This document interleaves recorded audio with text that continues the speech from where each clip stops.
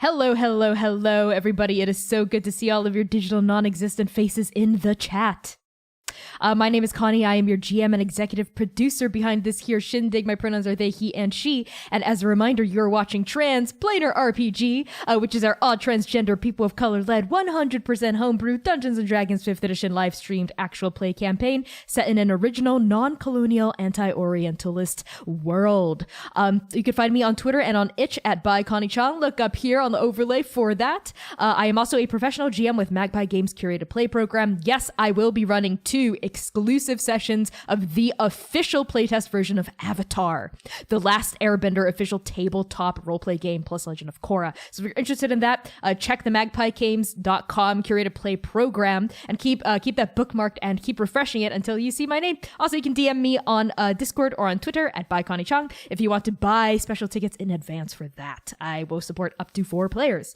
With that out of the way, I will pass along introductions to Devin. Hello, everyone. My name is Devin. I use they, them pronouns. I'm the artistic director of Shout, Minnesota's trans and gender diverse voices and all trans POC-led, hi, how's it going, choral group that is trying our best right now. We're trying to start meeting again so we can start meeting and performing in the fall. So stay tuned and keep checking our socials at Facebook and Instagram at Shout Minnesota for more information on upcoming stuff. I am also rapidly declining to the least active member in our Discord server, which you should join. It is a wonderful, wonderful place full of wonderful, wonderful people. A lot of y'all in chat included, but not all of you. You can share pictures of your pets, talk about the campaign. We're the counting channel. We recently had to reset, which was unfortunate, but it's okay. We'll get to where we were and even farther. Again, I believe in us. Believe in us. Our current goal is to get to 2319 for the Monsters Inc. reference. Then we can all have our socks and I don't know, take a shower or something. I don't remember what they did in the movie. Socks or something. I don't know. But it's a wonderful place that you should totally join if you haven't already. And with that, I'll pass the directions to Elika. Hola, everybody. My name is Erica, she, her pronouns, and I play Vinoc Cherisable, that lovable high elf sorcerer with draconic ancestry and that charlatan background. She will steal your heart and then steal your gold. I am a Twitch streamer here. You can find me at Erica Newgrow. You can find me Erica Newgrow anywhere that I do exist. Newly on the TikTok, a little more active on the Ticker Talkers lately. Trying to find out, I feel like a geriatric millennial, which apparently I am now. Geriatric millennial is my new tag. Yeah, I speedrun Resident Evil 7. I am unofficially just waiting for the approval from the official speedrun.com. 145th in the world at speedrunning Resident Evil 7 and continuing to climb quickly.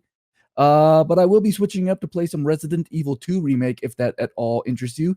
I do play horror, but people tell me they like watching me play horror because I make them feel less scared because all I do is meme about being a clown and just saying the most ridiculous things that I will be embarrassed about in 10 years from now.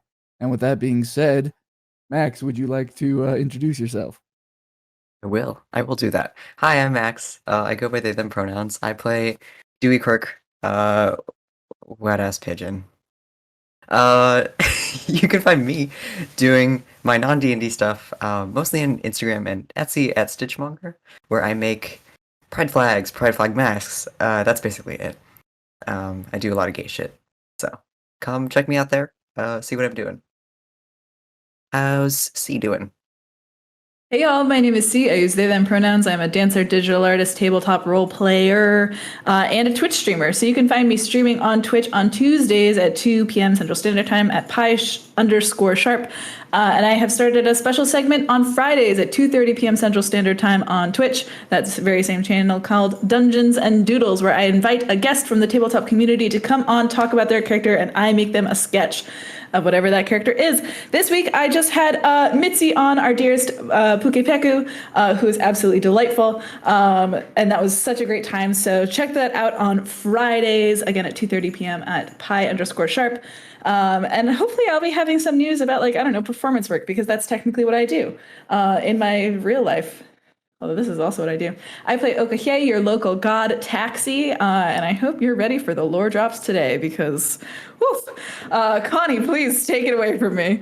Absolutely. So as a reminder, we do stream our D&D campaign Saturdays at 3 p.m. US Central on Twitch. And I want to extend an extra thank you to everyone who tuned in for Roll for Solidarity, uplifting Asian and Black creatives in TTRPGs this past Wednesday the 19th and Thursday, May 20th.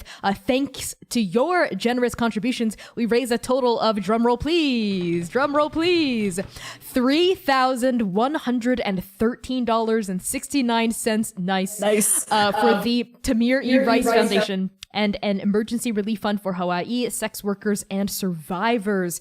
This is astounding considering the fact that our original goal for the entire event was $1,000, but you all helped us smash that literally by the first panel of the first day. So I can't wait to put on more panels like Roll for Solidarity and continue to bring together communities of color in tabletop roleplay games, because for me as the GM and producer behind Transplanar, that is one of my guiding values and a core passion of mine. So thank you to everyone who supported that. See you in the audience, you allies, you white allies, and everyone else, folks of color supporting each other, which is what we need right now. So moving on, I'm going to pass things along to C about our merch store. Yes, me. I know exactly what I'm about to talk about. First of all, thank you everyone for supporting us so far, all the streams and subs so far.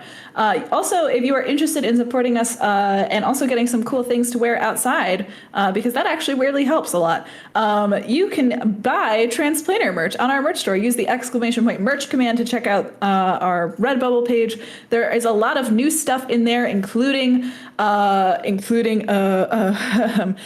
shit cow stuff, including V and Rev being gay, including a Dalapathy Saeed apron.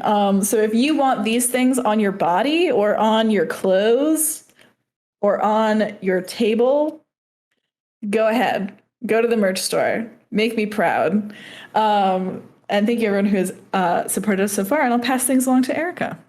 Hello, everybody. If you've been here before, you know that we'd love to thank people for subbing, gifting subs, and cheering during Arc 3, Episode 2, and these were those people.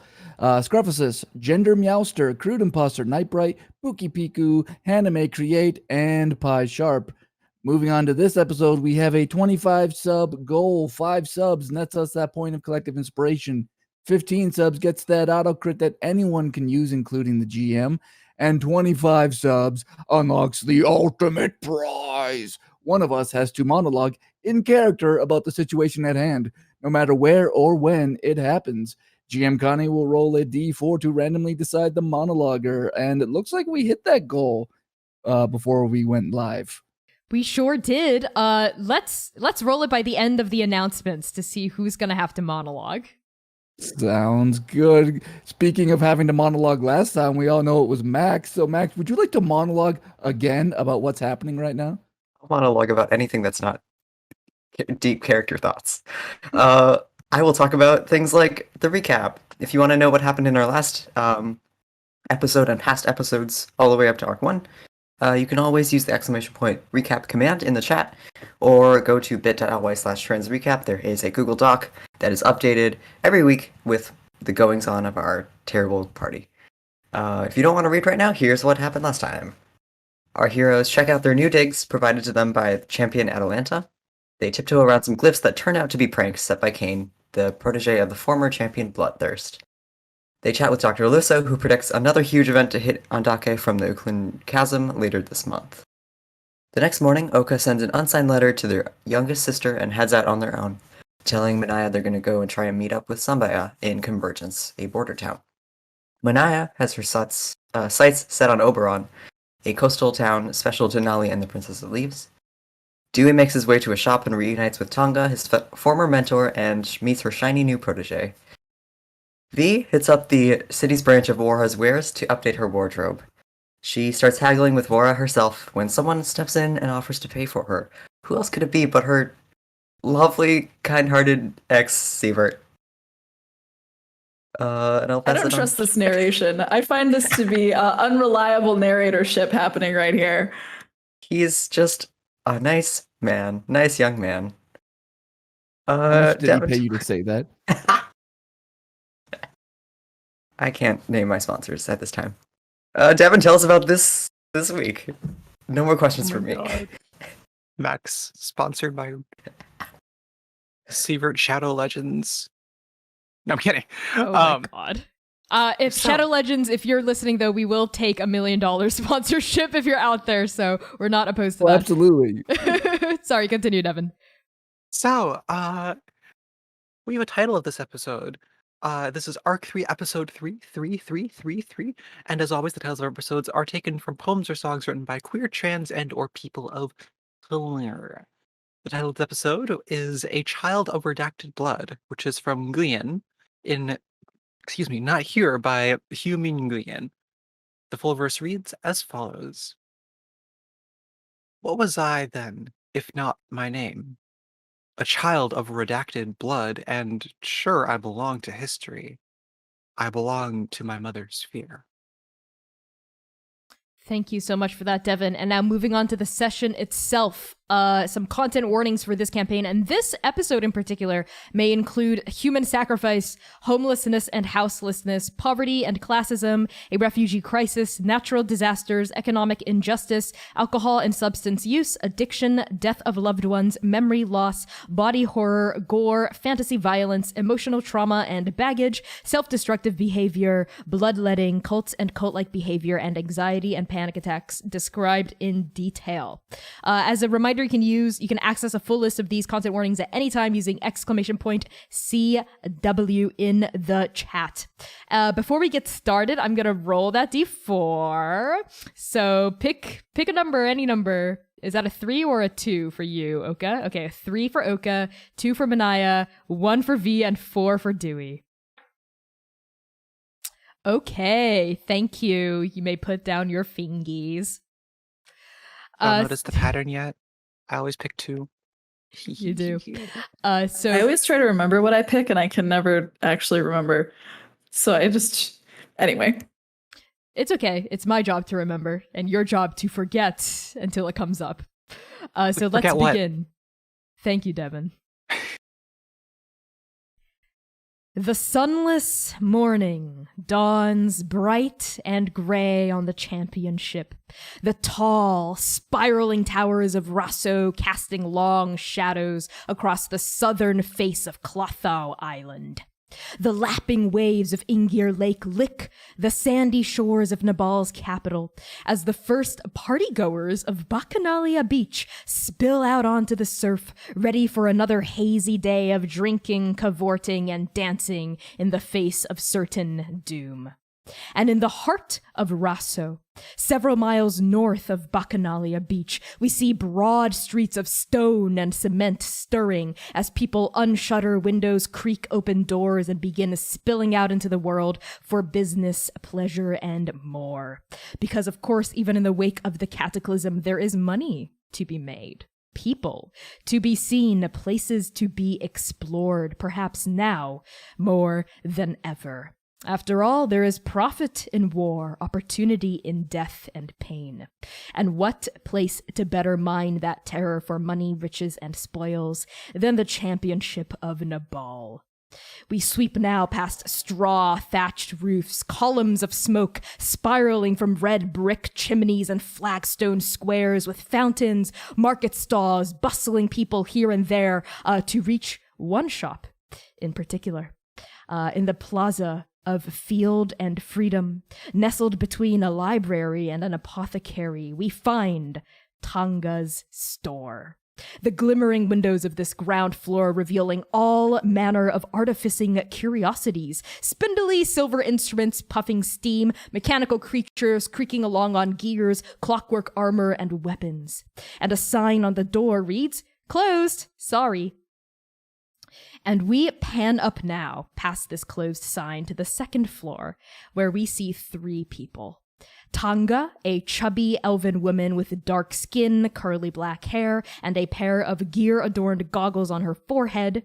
Xiaohu, Tonga's protege, a jaguar-like tabaxi person with jet black fur, crystal blue eyes, and a prosthetic arm that whirs when Ree moves.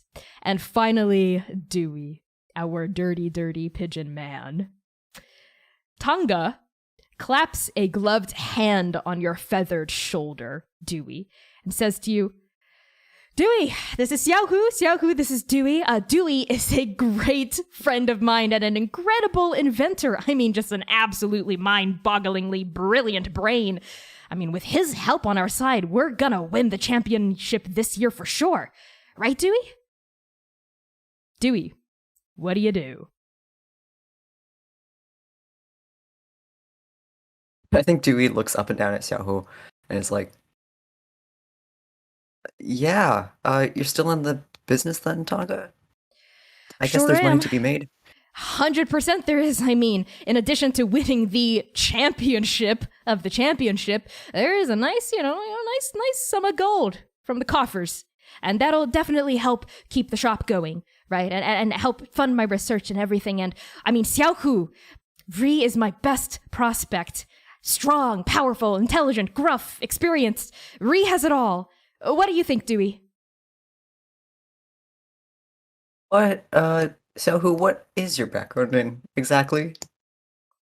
Killing Fighting? stuff. Oh, okay, yep. I'm really good at killing stuff.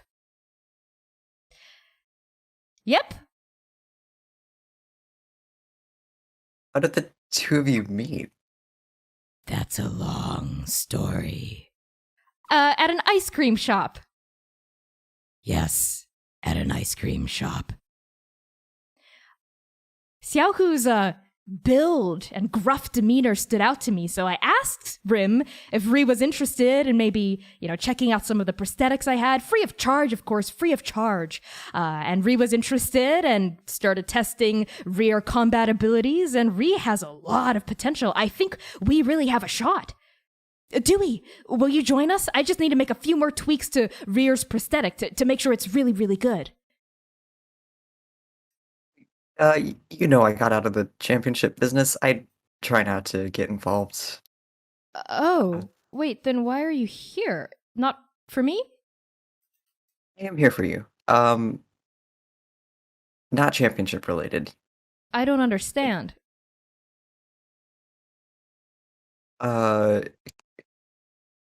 World-ending catastrophe related? Oh, More you like- mean the vanishing? Sure, yeah. And with that, Tonga slumps down into an armchair and picks up a cold cup of tea that she's been brewing since this morning and thoughtlessly sips it. Well, yeah, of course. I mean, we've all got our theories about what caused it, right? And how to restore it. But right now, my most pressing concern is on the tangible material realities of Raso.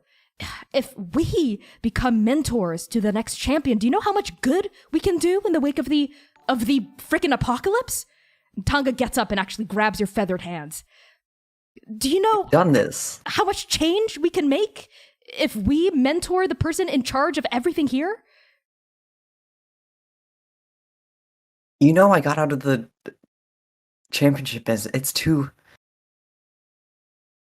risky. It's too much death and destruction. Dewey, I would rather just serve. I don't know. I'm not one for fame. I would rather just serve people who aren't throwing themselves into certain doom. Dewey, it's not your fault what happened last time, okay? You can't beat yourself up. We knew there were risks, so did they. So did all of them. So did Rose. And this name, I think, triggers a memory for you. And when Tonga says Rose, what kind of a face comes to mind for you? This was a former mentee, one of the people that you helped, right, in the previous championship challenge. So tell me what Rose looks like. I think that Rose looks fairly young, fairly slight. They have big, excited eyes all the time, and they're always smiling. And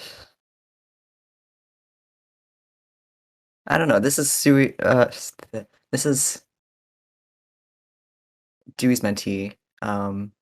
Sort of like the person he took care of before he had kids or a kid. 100%. Yeah. And maybe there's a part of Hana that you know, later on where like this feels kind of similar to Rose, maybe makes you feel uncomfortable, especially given Rose's fate in the championship. And Tonga goes, but they didn't. Look, their sacrifices weren't in vain, okay? Because if we give up, if we do nothing, then they were. If we just stop trying to influence the outcome, everyone we lost, it would have been for nothing. Resets every year. It resets every championship. It's not like we can keep doing this as long as the championships keep coming. Right, until we win. Because legally we can't compete again if we win. And if we win, then we have 5 years to make Nepal an amazing, progressive, good place.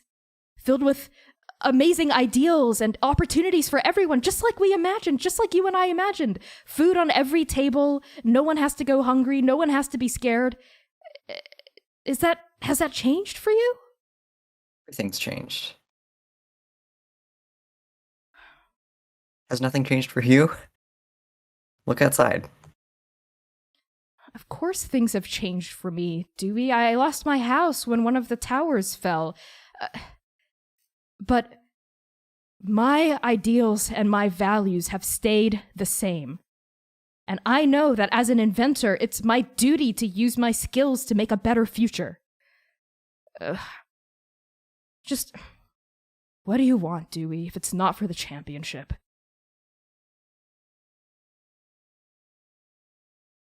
So I picked up this new gear. I don't know if you notice. I can't get rid of it.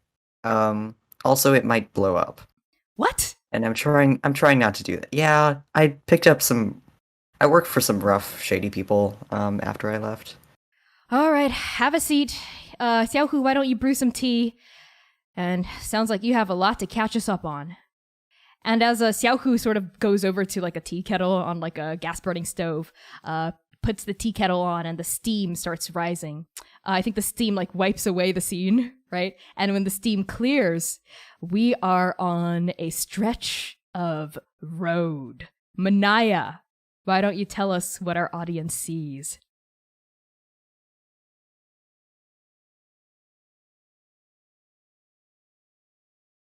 Okay, I'm gonna frame this like a movie.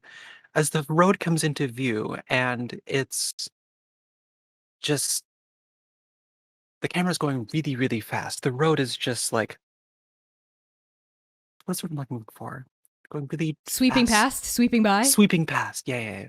And the road and the scenery is sweeping by as the camera pans up into the sky, the sunless sky. And though you might expect some glare, there is none. The lens flare effect. That's put in post. Don't worry. And you see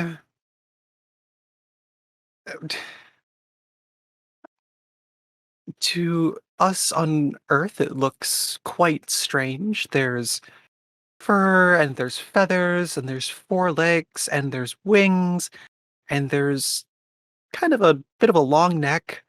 And there's a very tall, dark-skinned, half-orc woman clinging for dear life on top of the owlbear. Owlbears are very difficult to ride. And for Mania, who's ridden animals maybe 2 or 3 times in her life, including when V got them out of the bottom of the ocean, and with little preparation, even a few days into her journey, she is still confused on whether she should hold on to the fur or the feathers of this owlbear, as the saddle is not but a strip of leather wrapped around the owlbear's midsection, and 2 of the 4 packs of supplies that she was to take fell like 3 kilometers back. We're struggling a little bit, but it's not all bad. The camera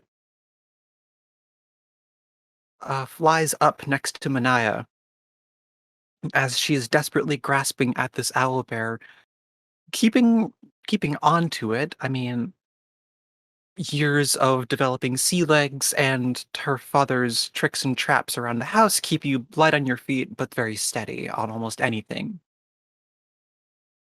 As she guides this owlbear down to a small town where there's two kind of older elven twins that are having a race over the last piece of cake. And Mania looks up to the sky, and you can't see what's happening, but she's talking with the princess about magic, about Nolly, about her parents, the adventures they went on, the stories that they told each other. Uh, when the princess pauses and says, "We should touch down there. I want to show you something." Um, and they land. And Mania, sitting atop this owl bear, looking much more elegant than she feels, stares after these elven twins. And one of them, the taller one, is obviously about to cheat. They have a small rock and are about to throw it right in the path of our twin. And the princess says, "Well, that's not fair. Mania, do the thing I told you." And Mania thinks back, the hex? But they're just having a... Oh, cheating.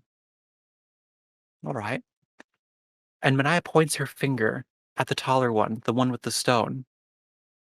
And they must have flipped 3 or 4 times before finally skidding to a halt as a trip on their own rock, and their twin pulls ahead and wins that last piece of cake.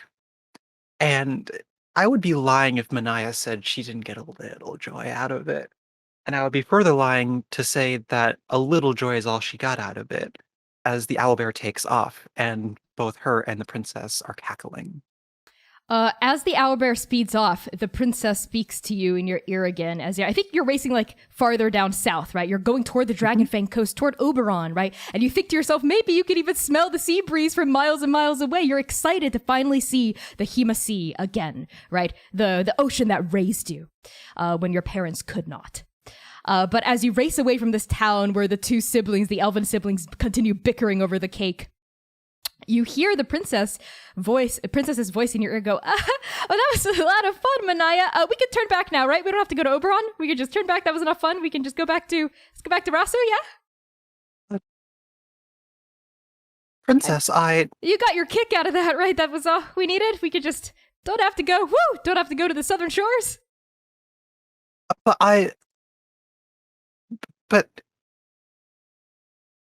Princess, I thought this place was important to you. Nolly told me stories, and I thought they happened years ago, but...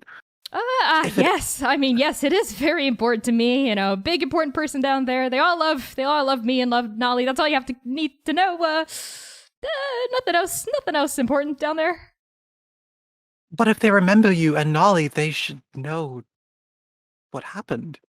They do. You know, and they love me and Nolly down there. I mean, you gotta believe. I think they've got a statue of us down there or something, but you don't have to see it. It's like tooting our own horn. You know what I mean, Mania? Princess, I have to. I need to find closure. And...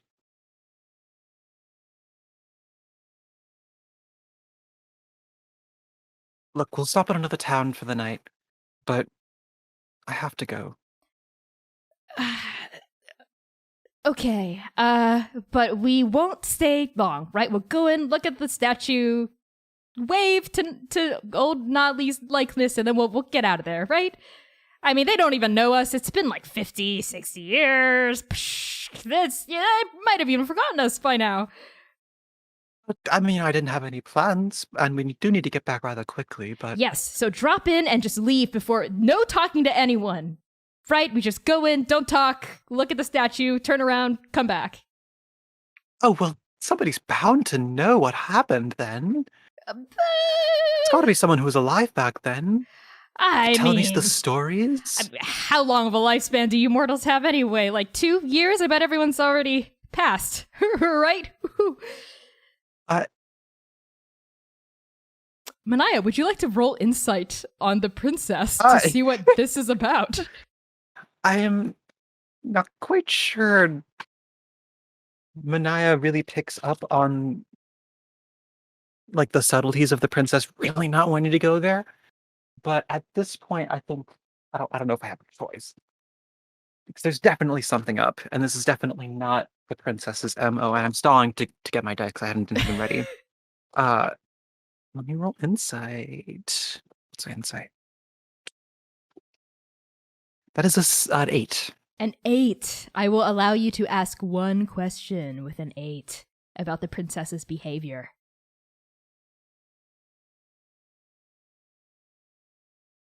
Is it...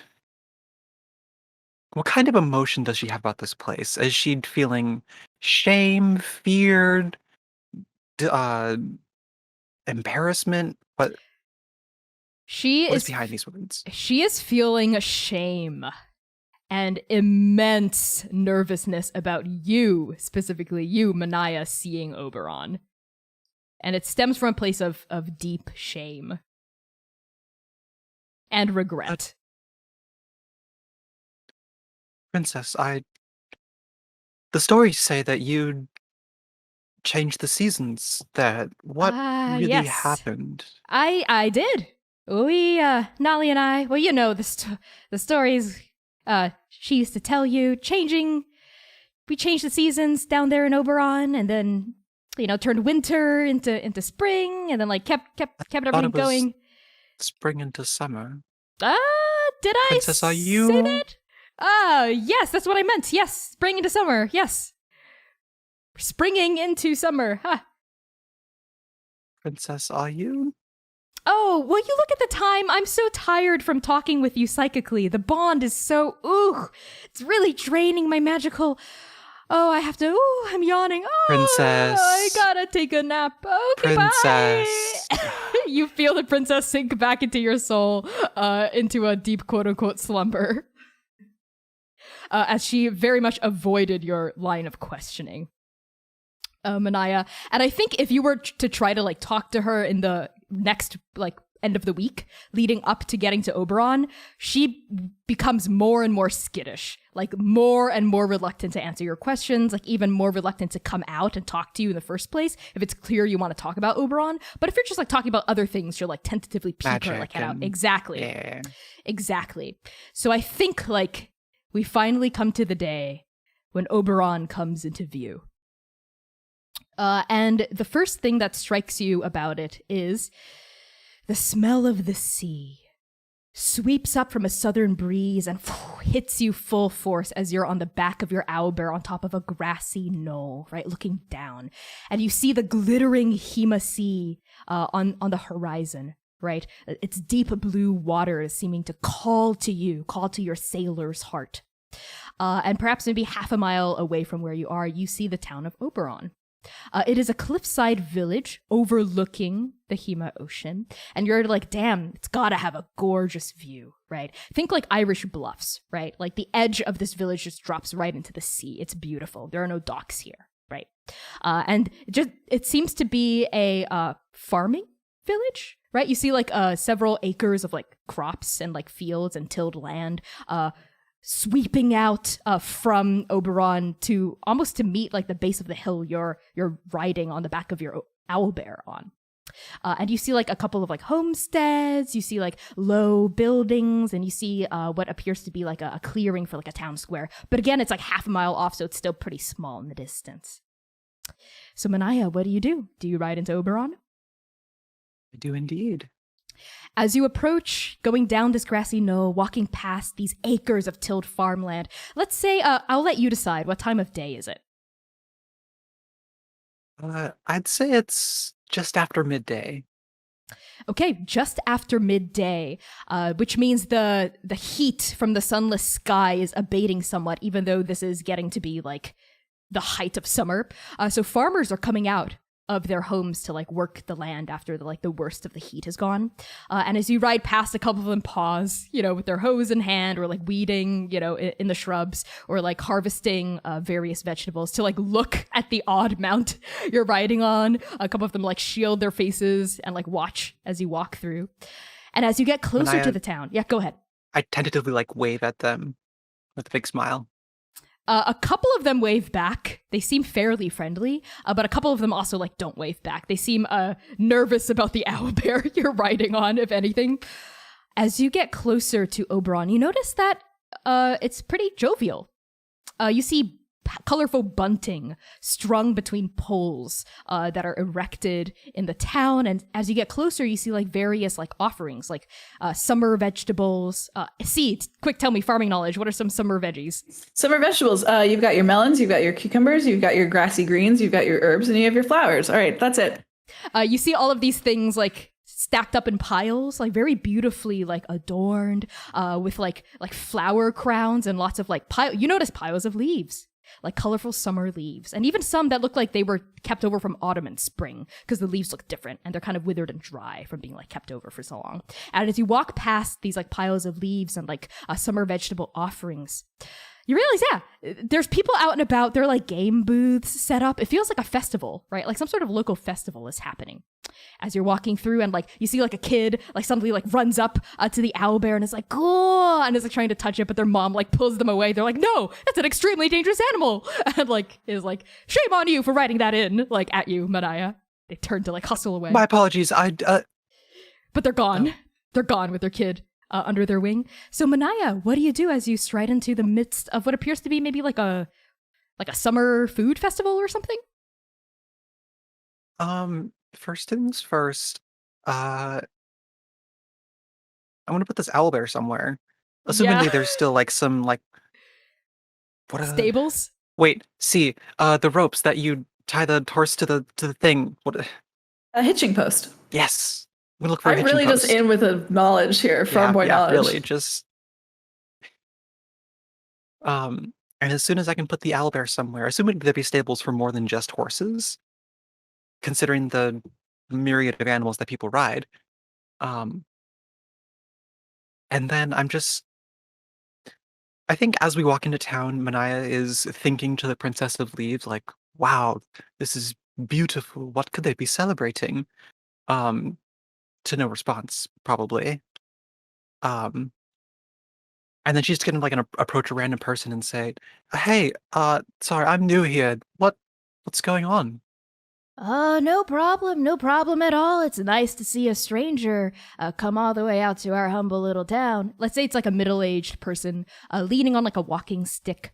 Let's say they're a tabaxi, like a cheetah-like tabaxi. And you notice that they, like a lot of people here, are draped in like flowers and like tons of leaves, right? Like colorful leaves of all four seasons, like stitched onto their beautiful, like almost like ceremonial robes. And they go, it is the festival of the turning of the leaves, of course, to consecrate the moving of the seasons. You all have a festival for this? Certainly. Toward the end of every season, and of course we're getting to the end of summer, we always have a festival. So for a year, it's quite cheery, don't you think? Quite. When did this all start? Oh, yeah, when I was but a young pup. Hold on, that's not right for a cheetah. A kitten. When I was but a kitten myself, must have been 50, 60 years ago at this point. Wow. Do you remember anything? I certainly do. I remember being cold and hungry when that winter would not go away. So many of us died. Starvation, being exposed to the elements. It was bad. I lost my older brother. I'm sorry. But then, of course, the stranger came into town. A beautiful elven This Mania person. tenses. When they say stranger, but they go on to describe a beautiful elven woman, dark skin, curly dark hair, and the smell of magic about them. And then they brought us into spring. No one knows how, but we all hear the whisper of the powers of the Princess of Leaves. She saved us all. The princess, she was here. Yes, but it took quite a lot to get there. And of course, that's why we have the ritual every turning of the leaf, to make sure the seasons do progress. It is, after all, what the princess wanted. Every boon demands a sacrifice. I believe it's Gora this year. Brave girl. You are talking about a vegetable, right? Gora? Oh no, Gora, she's wonderful. She's one of the priestesses of the princess. Knows her precepts like no one else. Would you like me to make an introduction? She should be by the pool, washing herself before, of course. Oh no. No. Something wrong, stranger? Mania like holds her head like wide-eyed, and she like stumbles away, wordless, just and maybe she stumbles out of frame, and we move to. Okay, I like that. As you stagger away. If this were masks, I would have asked you to take a powerful blow. But it's not. It was a powerful blow. I know, right? Marker condition. We now, as you stumble out of frame and this cheetah tabaxi goes, oh, are you okay? We now go to, we swipe the frame. And when we swipe back, it's a shop. It's a magical clothing shop. With wares, decorating boots and amulets and robes and watches and rings, decorating shelf to shelf, wall to wall. And we move past all of these wares to the front desk, right? To the cashier's table, where we see Wara of Wara's Wares, a dark-skinned, human person, seemingly, standing there looking confused and a little frustrated up at V. Nok Sherzo, with a shadow looming behind her. V, as you turn, you look up into the distinctive snout of your ex-lover, Sievert, a white dragonborn man wearing a suit as sharp as his one golden fang that is revealed when he smiles a predatory grin, his crystal blue eyes locking in on you, V. And Sievert sets down a pouch of coins on the table. Thud. And as he draws closer, you smell his cologne. He hasn't changed his cologne since the moment you met him. V, what does it smell like? Oh, it's got like that very masculine like must, but at the same time there's like this hint of like something fruity behind it. Like it's like but like I'm very well to do, whatever that means. Thank you for those descriptive grunts, Erica. Yep. The only way that you could describe Sievert with, I mean, honestly. I'm a poet. Okay, you smell the and the as Sievert drops the coin sack onto the table, looks at you, V, and says, I believe that should cover it. You wanted in on the membership, didn't you? Well, what a wonderful friend. Wara, you should, do you know my friend Sievert here? Last time I met him, I tried to blow up where he works. So if he's vouching for me, I must be pretty good. Wara looks from you to Sievert and back at you and says, I'm gonna help another customer. Looks like the two of you have other things you should discuss. Scorned lovers, I can smell a mile away. And Wara turns and like scuttles off, leaving you. Do I get the membership or what? I'll let the two of you talk it out first. As Wara like scuttles away from the scene. Sievert turns to you, leans on the counter, right, and smiles again, flashing gleaming white teeth, as white as his scales. And he says, fancy seeing you in this dump. Well, you know me. I try to get ahead wherever I can go. I can't be like you and just, oh, look at me, I'm so rich and powerful, and I betray my lover so I can get ahead in the world. Oh, V. You and I both know that if you were in my shoes, you would have done the exact same thing. Fair enough, but I probably would have done it with much more style. Much more style. I think the way I executed it was pretty good. What with that whole For an amateur. speech about how your dad never loved you? That was a nice touch, I'm not going to lie, but I look really forward to the next speech I get to give you before I do something. V.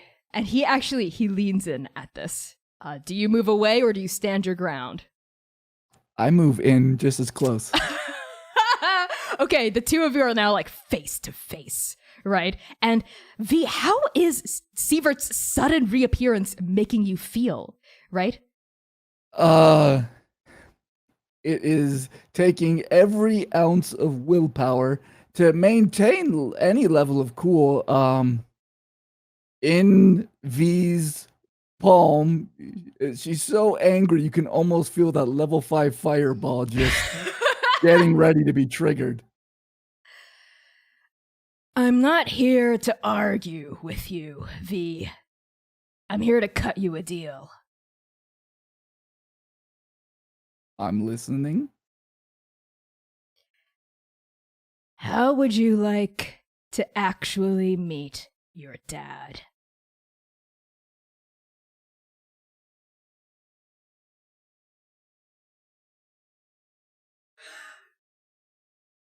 You don't. What kind of evidence could you possibly give me that you know, A, that my father is alive, B, who my father is, or C, where he currently is at this very moment? Wara. And Wara scuttles back, just like a beetle coming back in frame. Yes, are we done talking? Nope, I still smell tension. I'm gonna get... No. Do you still have one of those diadems? Truth-telling diadems? 100% success rate? Sure do. I'd like to purchase one, please. They're very expensive, sir.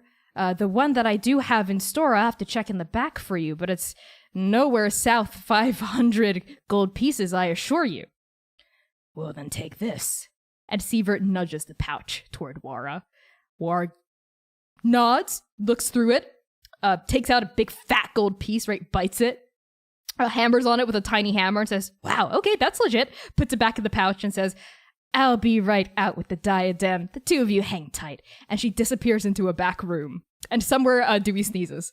And as the two of you wait for Wara to return, Sievert says, I'll wear the diadem, and you can ask me whatever you want, but I'll be bound to truth. Wish we had a magic mic here, but of course he's in Talmud. You always run out of a magic mic right when you need him. But you've offered me this deal. You want to give me some type of cut into something, make a...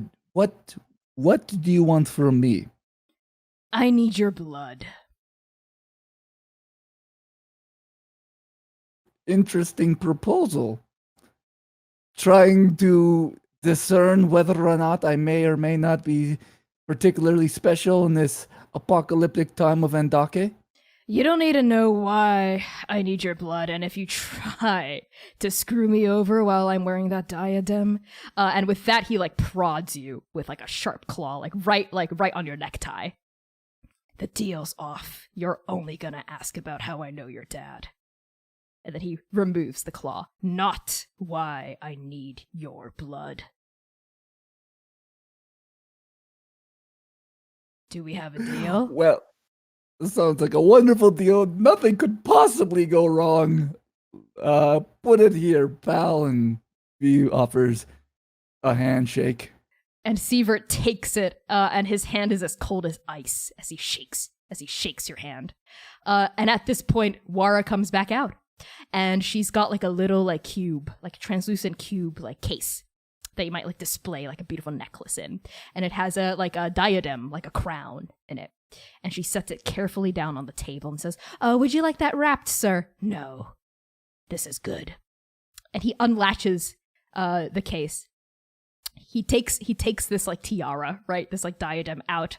And he says, "Do you mind if we demonstrate on you, Wara?" "Of course, if you must know that it is real. I will be the first to demonstrate." Puts it on her head. She says, "Never get used to that. Ask away." "What's your name?" "Wara." "Full name?" "Just Wara." "Okay. How much money did you make today?"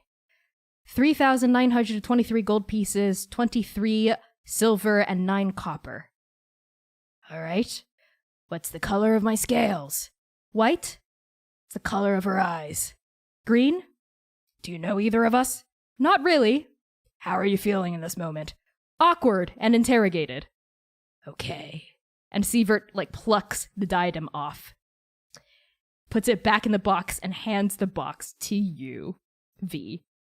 "Now where do you want to do this, Veronica?" Why don't we just do it right here? I mean, we have witnesses. That would be good. What I'm about to tell you is of a sensitive nature. I prefer if we went somewhere private. You're right. The location of my one and only father, the only one life has ever given me, the one that abandoned me when I was a young elf, is so secretive I wouldn't want anybody else to know that information. Let's go to wherever you want to go, friend. You're getting hysterical. Just come. And Sievert I turns. thought I was more hysterical at your office, but, let bygones be bygones. He turns his like thick white tail swinging and heads for the exit. Do you follow him? Absolutely. Okay.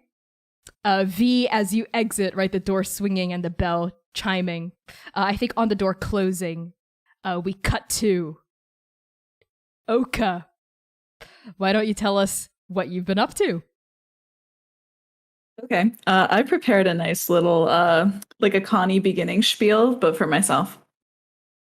So standing next to their massive rented red elk, Oka almost looks demure, if not for the bitchy expression they're wearing. They thank the ferryman, they tip a few extra copper, and they turn toward the large expanse of summer prairie, grassland, and in the far distance, bamboo grove.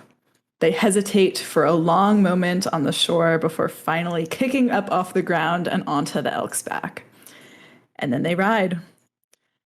And we find them again a day or two later, sharpening a thin length of bamboo into a stake. Behind them, their elk is grazing on a bit of grass, poking up through the reeds.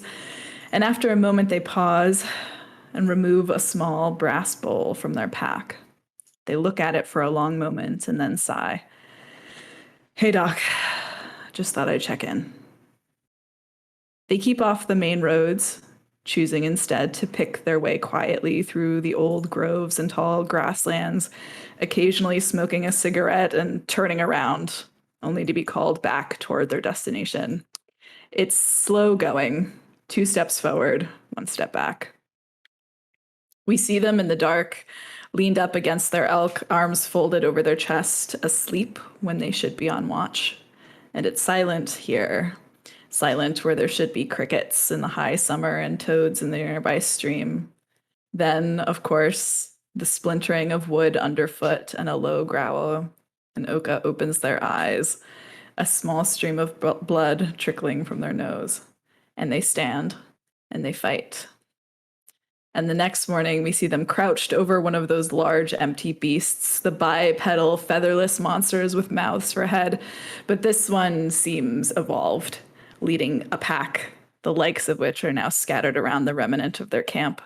They make a few notes in a journal, brow creased with worry, before snapping the book closed and stepping away, a bandage wrapped around their shoulder, a deep bite mark outlined in red. And finally, we see them stepping onto a road, leading their elk by hand as they make their way down into a low valley. They pass a sign that reads Convergence, 0.7 miles, and they keep walking. God damn it, see, one-upping me like that. Fucking... I was like, I'm going to spend all morning writing. I'm going to do it. Oh my god, that was beautiful. Amazing. Wow. Oka, as you walk past the sign, you find yourself at Convergence within 0.7 miles. And it is a bustling town, a border town. You see sort of like these wooden houses with their doors wide open to allow people to go in and out, running in and out. You see kids running around in the street. You hear the pop, pop, pop, pop of fireworks going off in the distance. And in the middle of the street, children running and laughing with little sparklers, trying to chase each other, trying to like burn each other lightly, like not in any real painful way, like on the skin, being like, I'm gonna get you, I'm gonna get you. No, you're not. Hear the pitter pattering of little kids' feet on the ground. You smell like beautiful like grease smoke from outdoor like food vendors cooking up a storm in their walks, you know, of like stir-fried tomato and egg, as well as like delicacies like duck tongues and buns, steamed buns, and all manner of delicious odds and ends, bits and bots that anyone could just pick up a cup of noodles and eat it off the street. And you also see dancers moving up and down the roads, dragon dancers with like big paper dragons of all sorts of different colors, as well as lion dancers with the big puppeted lion heads that can open and close their like shuttered like eyes with the eyelids flapping in and out, as well as the mouths flapping up and down made of felt and these beautiful golden tassels.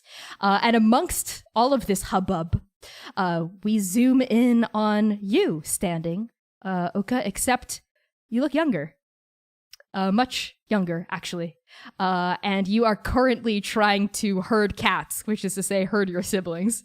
All three of them, Sambaya, Toya, and Liang, just all sort of running around and laughing. What do you do, Oka? Oka runs forward. They have like two sparklers between each of their fingers. All of them are lit and they're waving them around. And they notice Sambaya like kind of like getting in the like turning into the street a little bit more and like almost getting underfoot of a lion dancer, and they like wrap an arm around them and like twirl her like up and around, and she like screams and kicks and giggles like in their arms, you know. She must be like maybe 4 years old. And Oka laughs and calls, Toya, bring Lianya back to mom. Okay, I know. Make sure she doesn't get underfoot. Also, light this for me. Fine. And you're the second oldest sibling, only 14 years old at this point. You see Toya coming up, and she's already has like a very like business-like bun, like cut down, right? This this half drow, a sibling of yours. She like brings her sparkler over to your sparkler and lights it, and lets out a long endearing sigh and says, yeah, stop kicking. You're gonna kick Oka's shins like that. Oh, stop. She's fine. Come on, light your own sparkler. Get some joy on your face. Mom, look what we found. And Oka goes running off. And you all hear like slow down, kids, slow down. And your mom's not that fast. As you see your mother, Arden Hien, on a walker, and she's like slowly moving her way like down the street, accompanied by like two like attendants from the palace. And she's dressed in like these beautiful robes, and the two attendants both have like swords like strapped to their belts. And she laughs as like Yaya like wriggles out of your grasp. She's really slippery, and she's going, lion, and she's like running back toward the lion, only 7 years old at this point, like kicking up dust around her little sandals. And Liangya, you see, is clinging to a Toya's skirts, 11 years old, but she feels younger. She's got these big, thick glasses, and she says to you, Oka, it's too loud here. I want to go home. It's too loud. Let me get. We brought some. Earplugs. Earplugs. Wax. Yeah. We brought some wax for you. Remember? And we can always go sit down. Why don't you go sit down over there? Help take mom over to the quiet spot on the street. We'll meet you right there. Sambaya, Yaya, come back. And Oka goes chasing off again after Yaya to remove her from the path of the lion dancers. So cute. And on you running, how old are you in this scene? 16. And on a 16-year-old Oka with your long hair, right, fanning out behind you, dressed in like these beautiful robes, on you like running across the scene, you know, with wielding a sparkler, laughing, like as your long hair trails by, we see in the wake Oka now. 20-something years old, scarred, shorter hair up in a bun now. In the middle of what appears to be like a ghost town. That's how deserted it feels. Convergence. Same town as before. We see that same street that just like moments before was populated by memory, right? By the lion dancers, by the dragon, you know, floats, by the street vendors with food, by all the kids running around, including yourself. But here, we just see like a lone leaf blow through the wind, and we see like an old woman like sweeping the street, because we are not in firework season. You do notice something else though, something that was never there before: military presence. From the Talmadi military. You see several Talmadi, like, guards or soldiers, you're not sure, here. They're like sitting on a stoop, dressed in the red, black, and gold of the Royal Talmadi army. And they're talking to each other. And you would know, Oka, that Convergence is a town sort of nestled in the Azure Grovelands, like with bamboo forests surrounding this town, right? Sitting on the border of Talmud, Tulong, and Nabal. And it's historically been a sovereign town, right? Doesn't answer to any three because it facilitates trade between all three kingdoms. So all three kingdoms like let it just like be its own thing with its own like laws and stuff. So it's very odd to see military presence here. What do you do, Oka? I think Oka was like really paused kind of in the center of the street as that memory like kind of played out in front of them, and as it kind of passes with the wind, Oka, you know, notices where they are, and they pull kind of their elk up beside them, and they make sure that the elk is kind of like in front of in between them and the soldiers as they pass, and they keep their head down, and they even take their hair out so it kind of like falls in front of their face a little bit, as they are looking for the old inn that they used to stay at. You do see the inn, the Shrieking Monkey, sort of like nestled on the corner of a town, with like, I think like a cat out front with like a lucky cat, like with its like paw, like a stone paw animated by magic, bapping. Manekineko. Yeah, exactly. Its left paw. And you, oddly enough, because it's called the Shrieking Monkey, even though there's a cat in the cat out front, and a sign on the door says "Open." What do you do? Oka hitches the elk to the front. They're not. I mean, there aren't very many people here, but they're still trying to keep their head down as much as possible. So they hitch the elk up. They kind of shrug their pack over their shoulder. They put a copper piece kind of in front of the cat offering, and they head inside. Okay, you head inside. I maybe misspoke by saying it was like a total ghost town. There's just like definitely fewer people than in your memory, but there are still people out and about walking. And as you enter the Shrieking Monkey, you see a very somewhat lively tavern. There's like drinks flowing, there's beer going, alcohol. You see like in a corner, a bard is sort of like plucking away at a guzhien that's sort of like set up with this like beautiful like peaceful music is playing, and you see like several like groups of people like huddled around small wooden tables. What do you do? I immediately scan the crowd, and I think Oka is even like paused in the doorway, where if they see what they don't want to see, they're immediately going to turn around and run. But if they don't see any even vaguely familiar people in there, they would walk forward toward the bar. Okay. As you walk forward toward the bar, you don't see anyone that would like immediately give you pause, right? Do you sidle down for a drink? I head up to, I guess, like the innkeep, whoever looks like, maybe not the bar necessarily, but whoever looks like they're in charge, to number one, get a room, and number two, ask about any letters. Letters? Okay, addressed to whom? Addressed to Hien, anyone. Hien. Nope, don't see anything here. Okay. I'll take a room for a few days then. All right, sounds good. You do the exchange and they give you a key. Yeah, I think Oka. I think they also get a stall for their elk. So they head back outside and bring the elk to the stable. As you head outside to bring the elk toward like a little like alleyway area where you smell like the musk of horses, you sort of like see hay bales stacked up next to each other. There's like a big stone building to your right, and then the open stables to your left. Suddenly your elk stops and stiffens and goes, and its ears peel back against its skull. Oka does the same exact thing, but for why? And their eyes are like darting around rapidly, like anything. Why?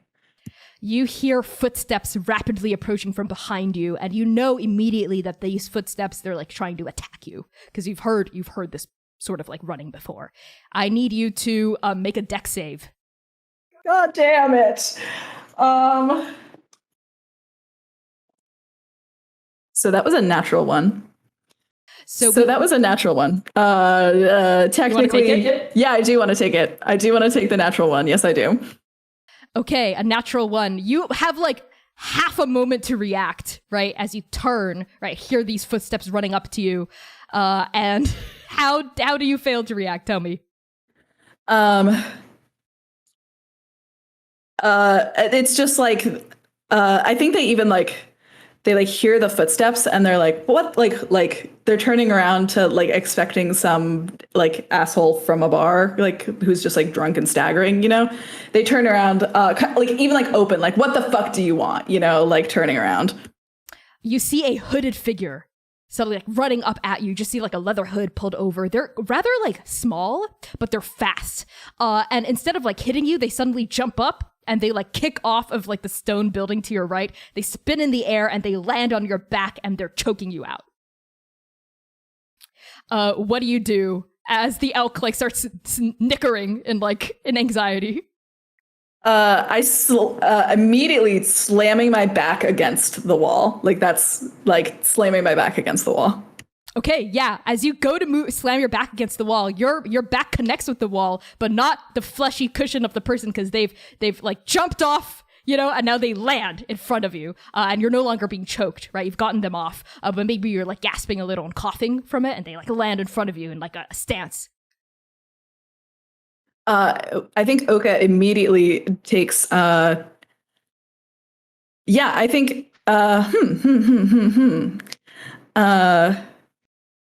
I think this is going to be an intimidation moment. Oka, they kind of like stagger forward, and then it's like all in one go. Two huge wings just come erupting up out of their back. I think the elk even like takes off. It just like takes off. It just spooks. Like the wings come out, and at the same time, like this long blade of blood just comes like up out of their. I hit my mic. Like up out of their elbow. And it's like sizzling with heat. And I'll take my damage for that in a minute. And they kind of they wipe their nose. You want to fucking try that again? And you notice that this person is holding like twin daggers in either hand. And you notice the design of the hilt is Sulongan, right? On both daggers, and they're both like sharp. And this person says, Show me what you got. And they sound very much like a child pretending to be an adult. And then they attack. They like go for you. What do you do? I am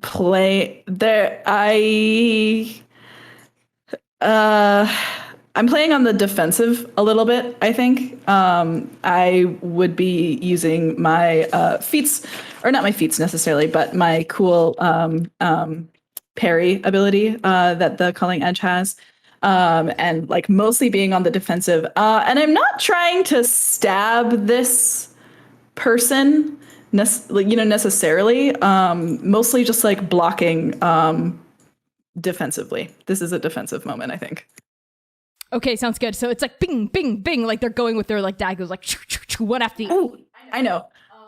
Sorry, I know. I think like as like the daggers are coming at like if they're just like kind of relentless, I think it's like parry, parry, parry, dodge, block, and then like the culling edge actually just like kind of drops, and then it immediately like reforms like a chain. It like drops as this person is like right in front of them, and then it reforms into a chain and just goes whew, whew, whew, as they use their blood curse of binding on this person's legs.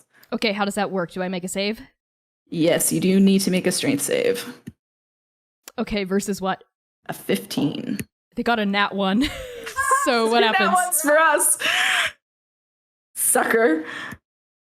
That means that they have a speed of 0 and they cannot use reactions. And they are bound.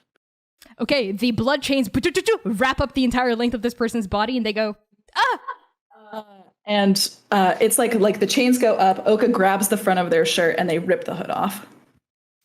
And looking back up into your face, you see your youngest sister, Yaya. She was 7 years old when you saw her last, and she is now a teenager. She's now 14 years old or so. And her face, it's her, but she's grown up, right? It is undeniably Yaya, but she has for sure grown up. And her hair was this sort of like tangled, long, messy, like rat's nest almost, maybe, like because you never like brushed it last you saw. And now it's like short. It's like cut short. I think even like buzzed on one side with like the teenage babies first, queer babies first undercut sort of vibes. Know what I mean? He has a little bit of a baby face left, but it's, she's older. And you notice she has a scar that was not there before on her left cheek. Looks like a knife scar or something.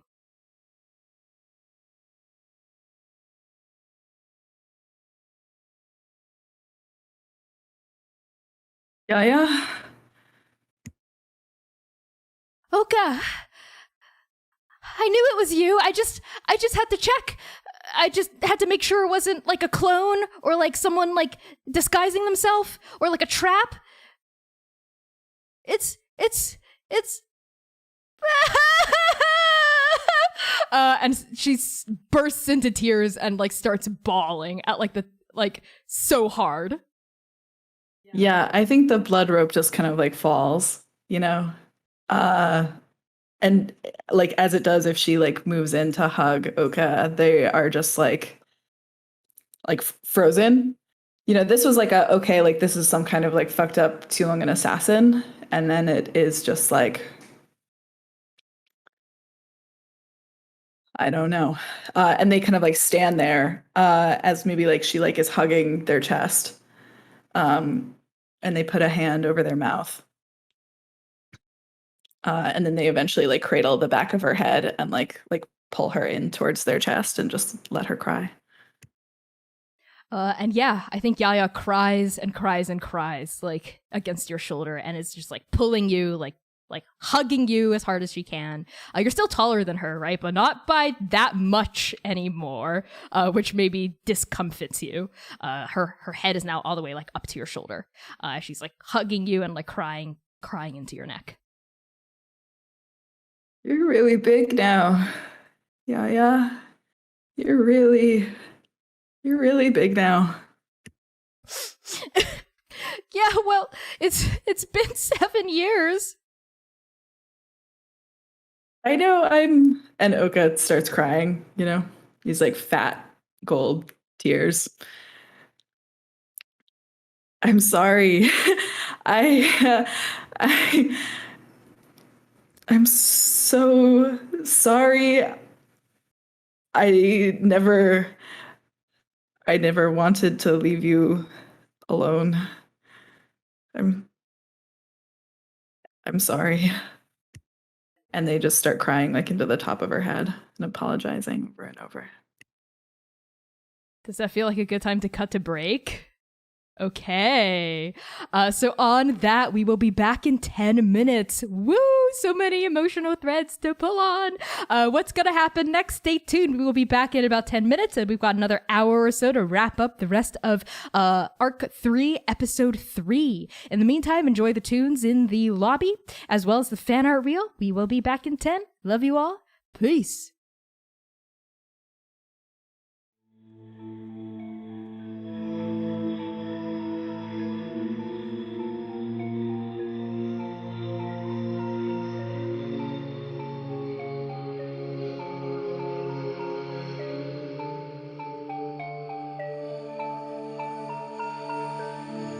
learned this from a witch who was born of many gender. I learned to see a light.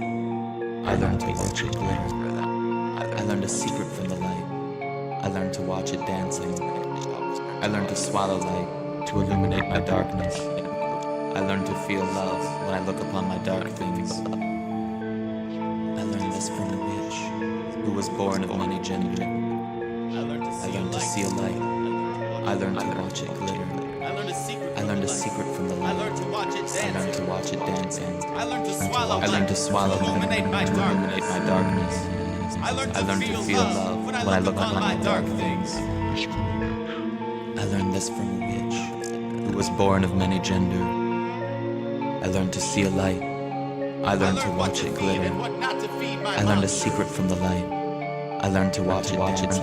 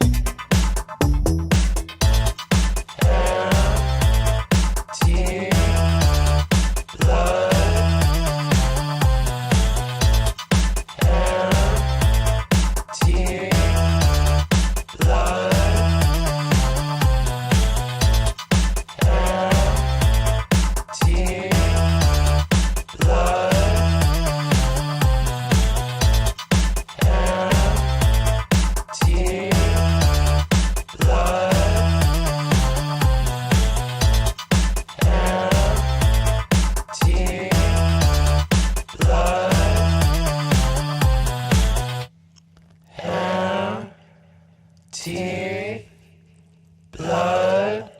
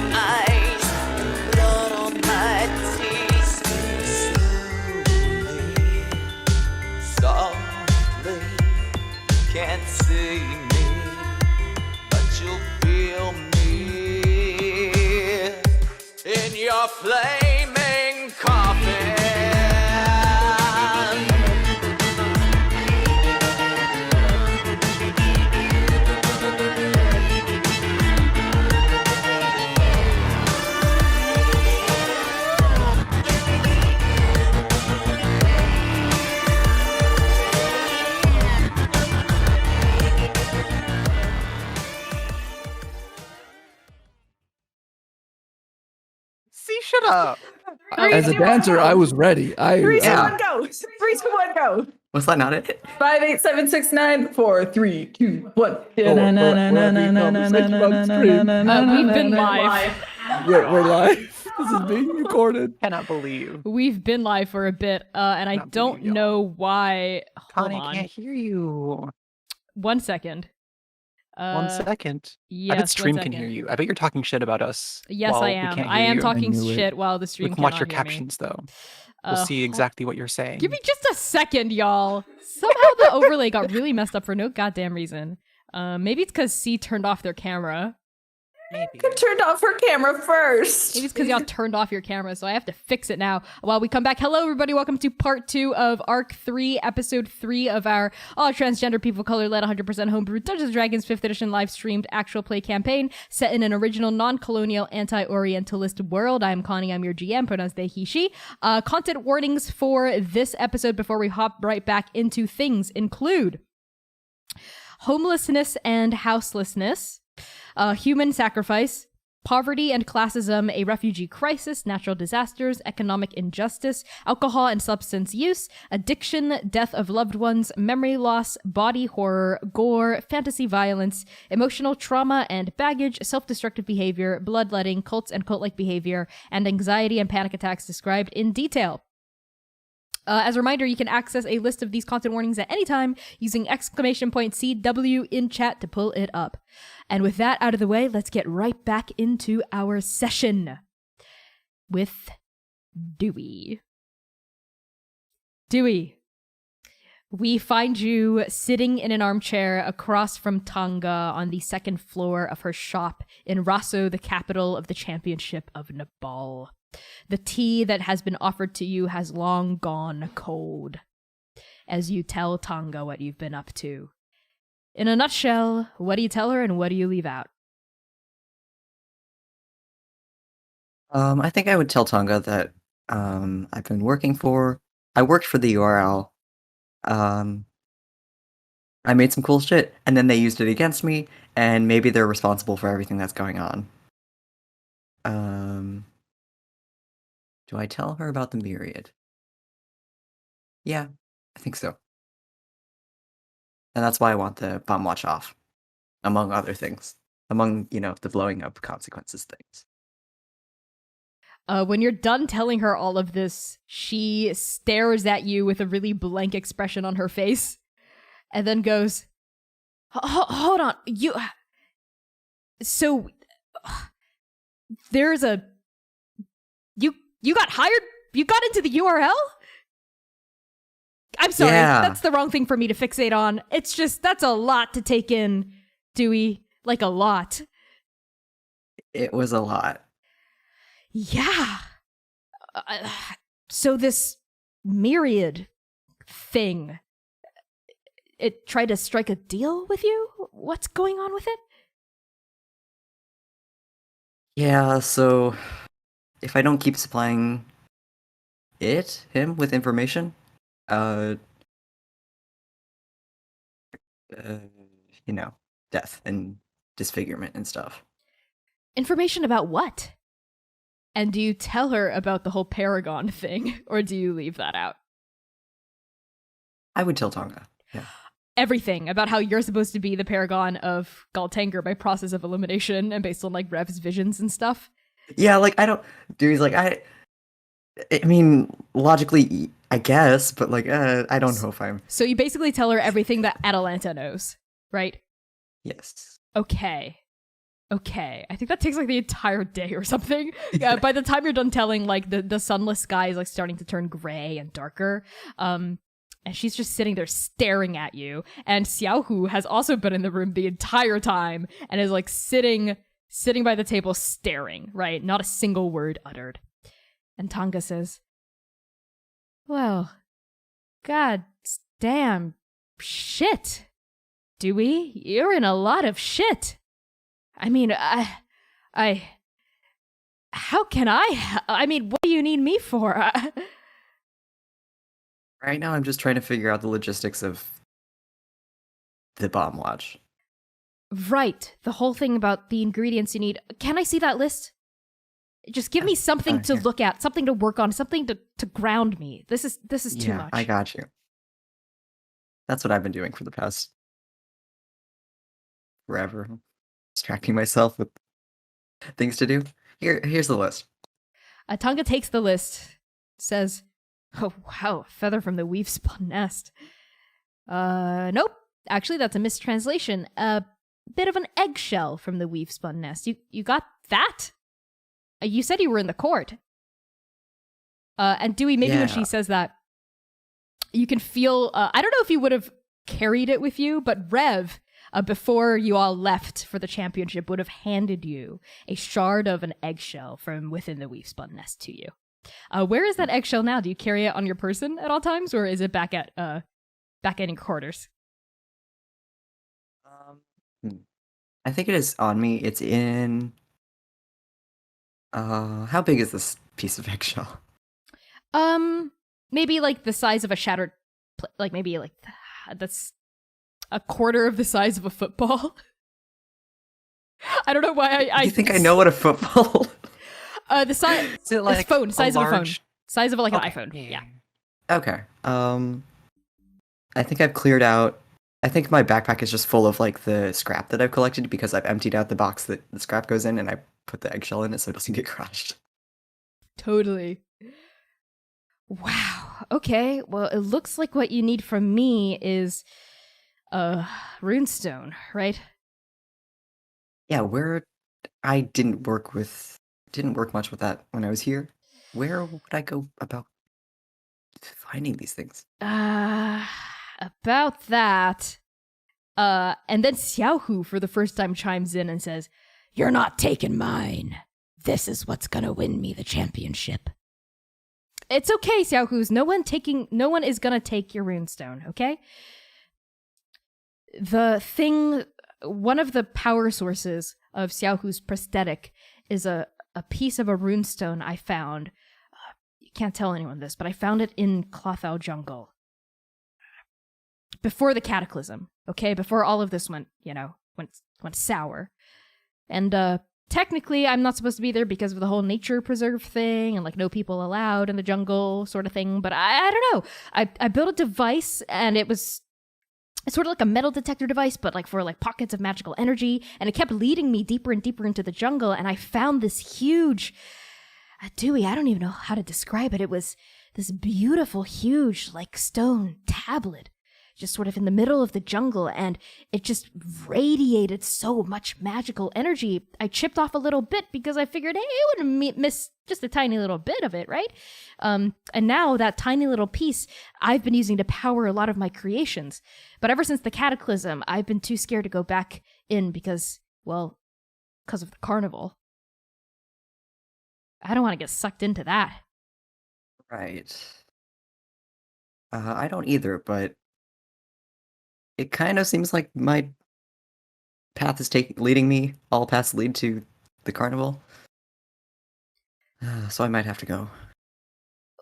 I'm so sorry, Dewey. If I had any extra, all the other ones I used up. I blew them up, or I turned them into dust, or I powdered them up in failed experiments. The one that Xiaohu has in rear arm is the last one I have, and well, Ree needs it for rear arm. Yeah, that's okay. Seriously, don't worry about it. I wouldn't dream about taking it from Xiaohu anyways. Not that I could. That's right, puny pigeon man. Tonga, are you sure this is the guy? This is your partner that you've been talking about. From the way you described him, I was envisioning something a bit more bird of prey. Are you sure this is the kind of person you want to be? I know mentoring? Ree's rough around the edges, but Ree has a really good heart. You just gotta trust me on this one, Dewey. I do. I'll take your word on that one. So, are you asking? I could probably guide us back to the stone, or I can give you the device I used to find it. Sure, I'd love to see it. I worked on similar things. Right, before the whole they try to turn your inventions into weapons thing at the URL. Well, they did, Yeesh. yeah. Wait, am I implicated now that I know this? Are they gonna come after me? No, well, I don't think so. I think they're just after me. You don't have to worry, Tonga. I'll protect you. Thank you, Xiaohu. Oh, why don't you fix up dinner while I show Dewey everything I've been working on for the past, 5, 8, 9, 10 years? How long has it been since we last saw each other? It's been too long. I should have written. I mean, URL. Not an excuse, but I should have written. Right, I mean, I should have written you too. But bygones and bygones, right? That's what they say? Here, I'll show you everything I've been working on. Follow me. And Tonga leads you to like a little laboratory area that's like underneath the shop, like a little workshop. With like all these like experiments in progress. And it reminds you very much of your own workshop. Maybe it brings back some memories. You see like a work table, a crafting table with like leather strips and like tongs and hammers. You see like a little like furnace in the corner that like shutters all the way up to like a chimney like on the roof that like pumps out gas that way and steam and smoke. And she brings you to like a work in progress area where you see hung up on a hook a cool looking device. It looks like an attachable that you would attach to the side of your glasses and like shutter between for like different lenses, you know? She says, I attached this to my goggles and well, it's easier explained. It's easier shown than explained. Dewey, do you have your glasses? Because I feel like you lost them in the cord, but did you get new ones in the meantime? We been anywhere that would have... I don't think so. So you've just been looking around nearsighted?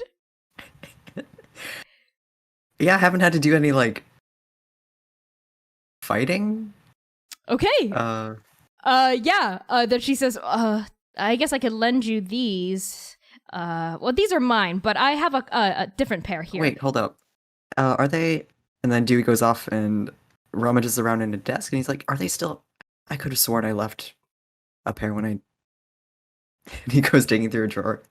Oh, actually, now that you mention it, and you see a box labeled Dewey's crap, Cardew's crap, I never got around to throwing it out. I'm glad I didn't, I guess. Me too. Oh. He He grabs a pair of glasses that are like, they're like really little frames, not like the big ones he usually wears. Ooh, we need God damn it, I updated should character make more art. art. Damn Oh, it. Yeah, as you rummage through the box, you also find an old photograph or an old like portrait of you and all of the championship hopefuls you mentored all those years ago. And they're all, their fates are not great. And we see Rose among them with like, I think like the one standing closest to you beaming proudly. And this was on the eve of like the championship challenge being announced, and they're all excited for it.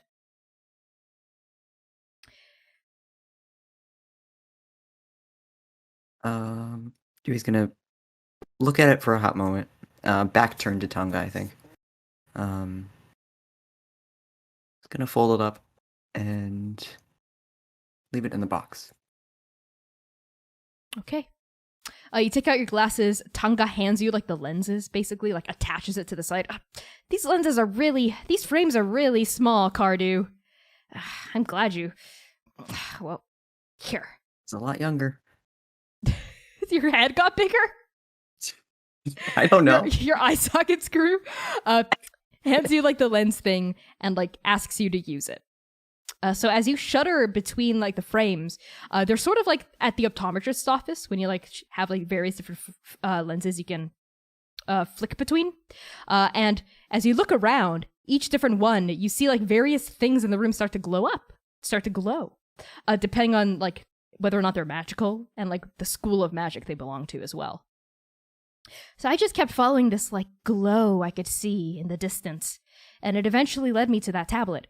It took a little finagling, but if you're anything like all the adventures you've been on suggest, I'm sure you'll be able to figure it out in no time, Cardew. This is amazing.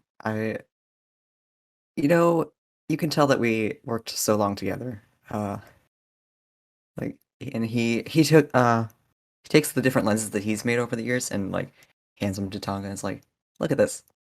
They're so similar. Yeah. I know, right? We worked really well together, Cardew. We Dream really team. did. But there's something I want to give you. And she turns and strides to the back of the workshop where she opens up like a dresser. And hanging in the dresser is like a breastplate. That seems to be made for like a bird. Right?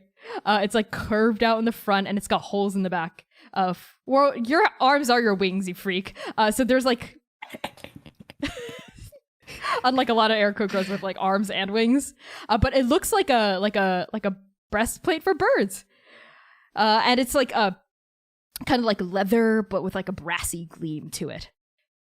I started working on this after you left. I don't know why. I guess maybe what you said to me when you left about not wanting to hurt people anymore or be responsible for that just resonated with me, and I spent a couple of months working on this piece of armor. For you, in case you ever came back. Been years. You hung on to it all this time. I guess I never got around to throwing it out, just like your crap.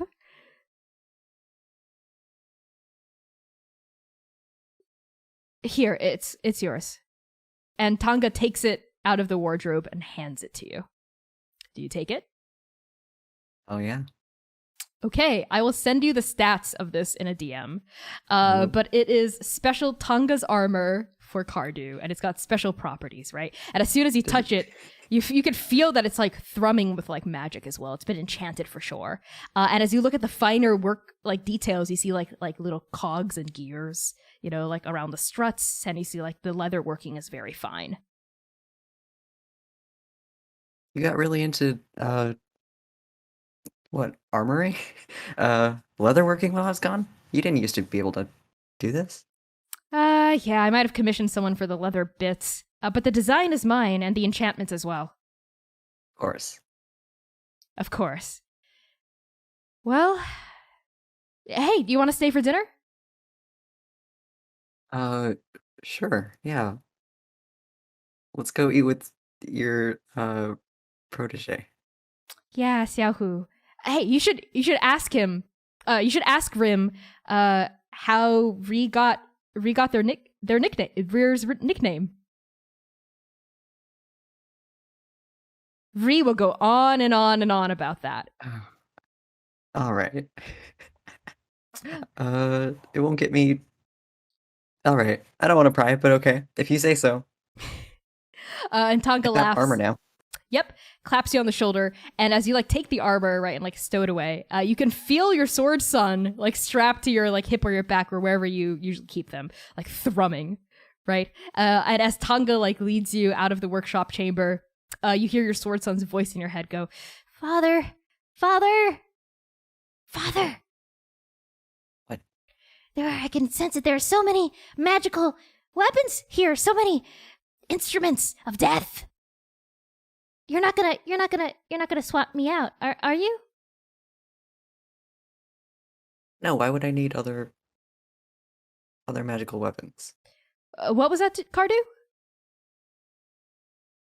You know how I talk to myself. Yeah. Yeah, okay. And Tonga just gives you sort of like a sidelong look. Says, anyway, we're having beef and onion stew tonight. Great. You're not. Hold on, wait. Remind me, are you a vegetarian? I forget. I'm a pescatarian. That's the Yeah. thing. Okay. You remember the fish stew we used to make on like Oh! Wednesday nights? Yes, I do. Oh my god, the fish head soup. It was so good. You know what? I'll go down to the market and see if I can get some fish heads. You can just and make yourself comfy and homey with Xiaohu. I'll be right back. Will do. And as Tonga splits and you go back upstairs, you sit down and have a very awkward, very awkward like moment with Xiaohu, who's just sort of sitting there looking at you, right?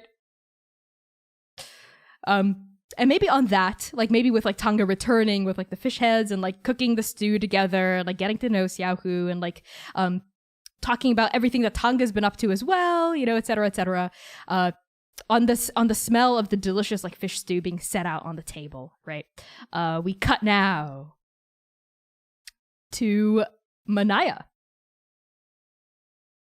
Manaia now still reeling, I think, in the middle of the town square after learning this terrible secret, half obfuscated truth, whatever it might be, that the Princess of Leaves and Nolly, right, by extension, hid from you. Manaia, what do you do? Mania takes several deep breaths and to calm herself. Doesn't communicate with the princess at all. Her first thought is, if they're sacrificing to the princess or the Queen of Seasons or even Sen, their souls aren't going to get there. That after is gone for now. So her first thought is she needs to tell the people so that they know. And she wants to start with, was it Garo? Gora? Gora. Mm-hmm. She'll start with Gora, the person giving herself up. Okay, so maybe we can cut to, let's say this like kind cheetah person led you to the pool, which was, let's say, like a little ways away from the center of town. And on your way like through the center of town, you see a statue in the middle of the town square of Nolly. And maybe it like makes you like pause for like a second. It is your mother's likeness. Almost like perfectly, like down to like the ears and like the kind of like fickle smile on her face. Except there's a very real crown of flowers on her skull. Mania, who has since styled her hair after her mother, I think maybe brushes some hair out of her face, and her hand lingers there a moment before she keeps walking. Okay. You walk past the statue and you are led to a kind of like a tiny little divot in the earth where leading down you see like a pool. A pool of water, of gleaming clear water with like piles of leaves all around it in a very ritualistic and like religious fashion. And there's like several people nearby. They appear to be like holy people, like priests, priestesses, etc., dressed in these like beautiful robes of like dappled gold, green, red, and gray that resemble like the leaves changing in like various seasons. And sort of bathing in the middle of this pool is Gora. And she is probably around your age, right? Like youngish, maybe like 20s or so. As she has this like beautiful dark skin and very short hair, actually. And she's sort of like very like intentionally like bathing herself, like moving like her right hand up her like left arm and then moving her like left hand up her right arm in like a specific pattern, like wiping herself down with like soap. There's like people around here, right? Yes. Mania doesn't want to interrupt her bathing. Be a little awkward. But she's definitely going to walk up to one of the holy people, clerics, Let's say question mark. clerics. Yeah, why not? Mhm. And say, excuse me.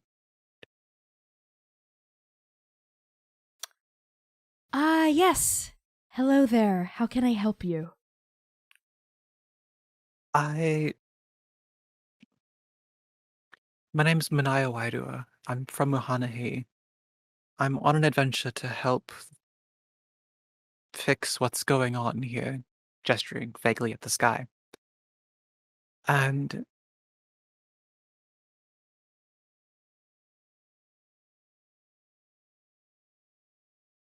I have some information that might be pertinent to you all, and especially her, nodding at Gora. Oh, to Priestess Bio. I see. And you? Perhaps it is the fates bringing you here to our town. You do resemble the bearer of the princess. Please, I am sure Priestess Bio will be more than happy to field your concerns. And they incline their head and gesture for you to, like, go down to the water. I think maybe Mania mumbles something about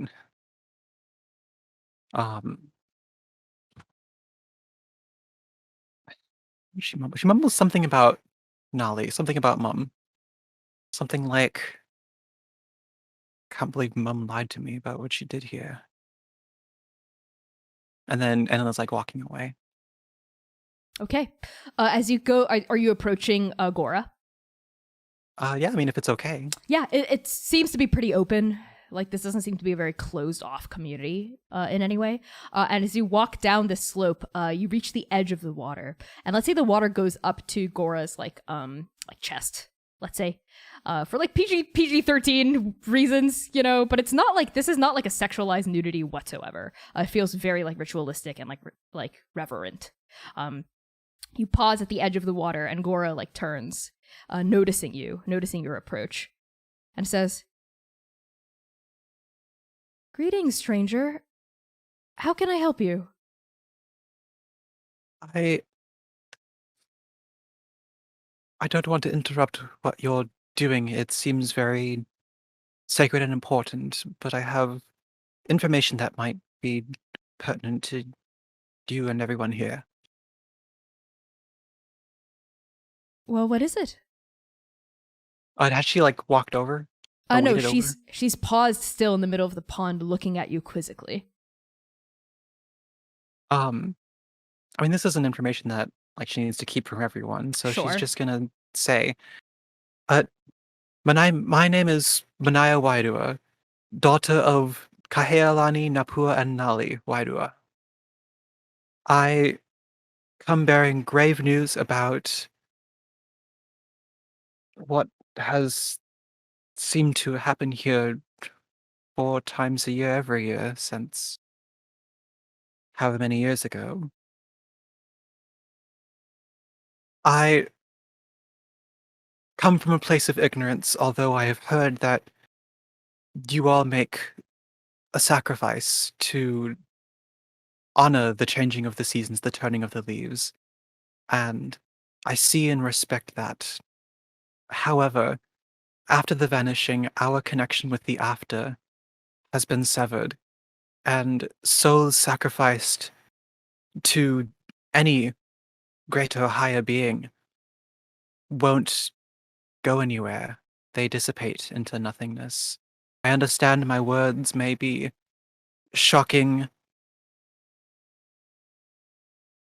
and maybe I lack a way to prove this, but I only ask that you listen. At this, like, the holy people, like, look at each other and, like, murmur. They're like, "What? Severed? The after? But how could this be?" You know, they're, like, murmuring, like, very concerned. Is there a cleric or a paladin of Scotanectus or Sen or anyone? You're looking at her. Yes. Before the cataclysm, I was, in addition to a cleric of the princess, a cleric of Scotanectus, as is right, as I am from Nepal. Why do you ask? Scotanectus. Well, let me back up. Your cleric powers, do you still have them? Do you still have a connection with Scotanectus? A pointed pause. No. As I feared. The after and the beyond are severed. My companions and I, who are off helping others around the championship, we're trying to fix things, but I will not stop you, but know that your souls sacrificed in... I hate English. Sacrificed with all good intentions will not make it to the places you intend. At this, like, one of the holy men chimes up and he says, What proof do you have of this? Any evidence?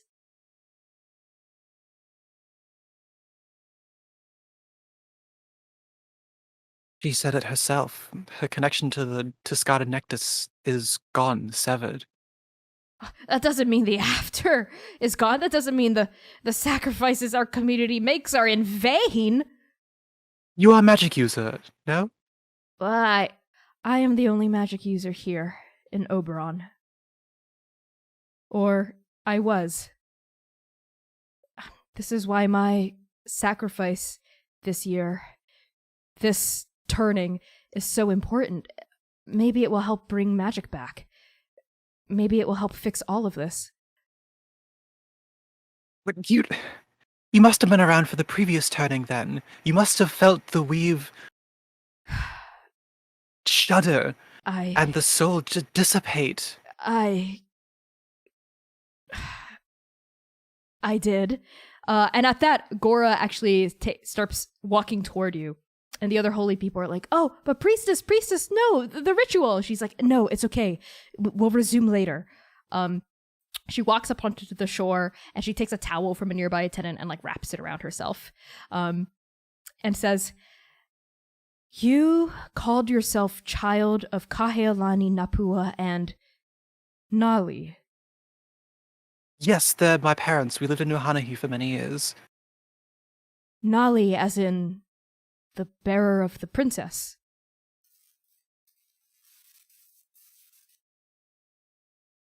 Former bearer. I don't understand. Nali is an immortal soul, blessed by the gods to walk the earth and carry out the princess's demands. It was a deal made when she was very young. In return for her heavenly powers, her magic, the princess would ride her soul back to the after. And the journey would have dissipated her soul. You come in here, you claim to be the child of the bearer of the goddess we worship. You have no evidence. You're trying to stop our ritual. How do we know you're not working for the forces that threaten our realm and trying to prevent us from stopping this calamity? Brother, peace. I think before she says peace, Mm-hmm. Manaia, her eyes glow briefly, and she whips around to whoever just said that, and she's going to activate, what is it called? Fey Presence. Ooh. Where she channels the presence of the princess, though maybe not the princess herself, and leaves swirl from her feet, and wind just whips around her as she floats off from the ground a little bit. And her eyes are like fully glowing green and orange, as her hair is like going wild. And her arms going out a little bit too. You just make it a little bigger. And she says, you dare align me with those worshipping the cause of the vanishing? All the holy people, they gasp, and they drop like the soaps and like the floral scents and the leaves they were holding, and they fall to their knees, and they lift up their like hands in like fear and terror as you float into the air before them and like boom out with your voice. And even Gora takes a few steps back into the water. Mania continues.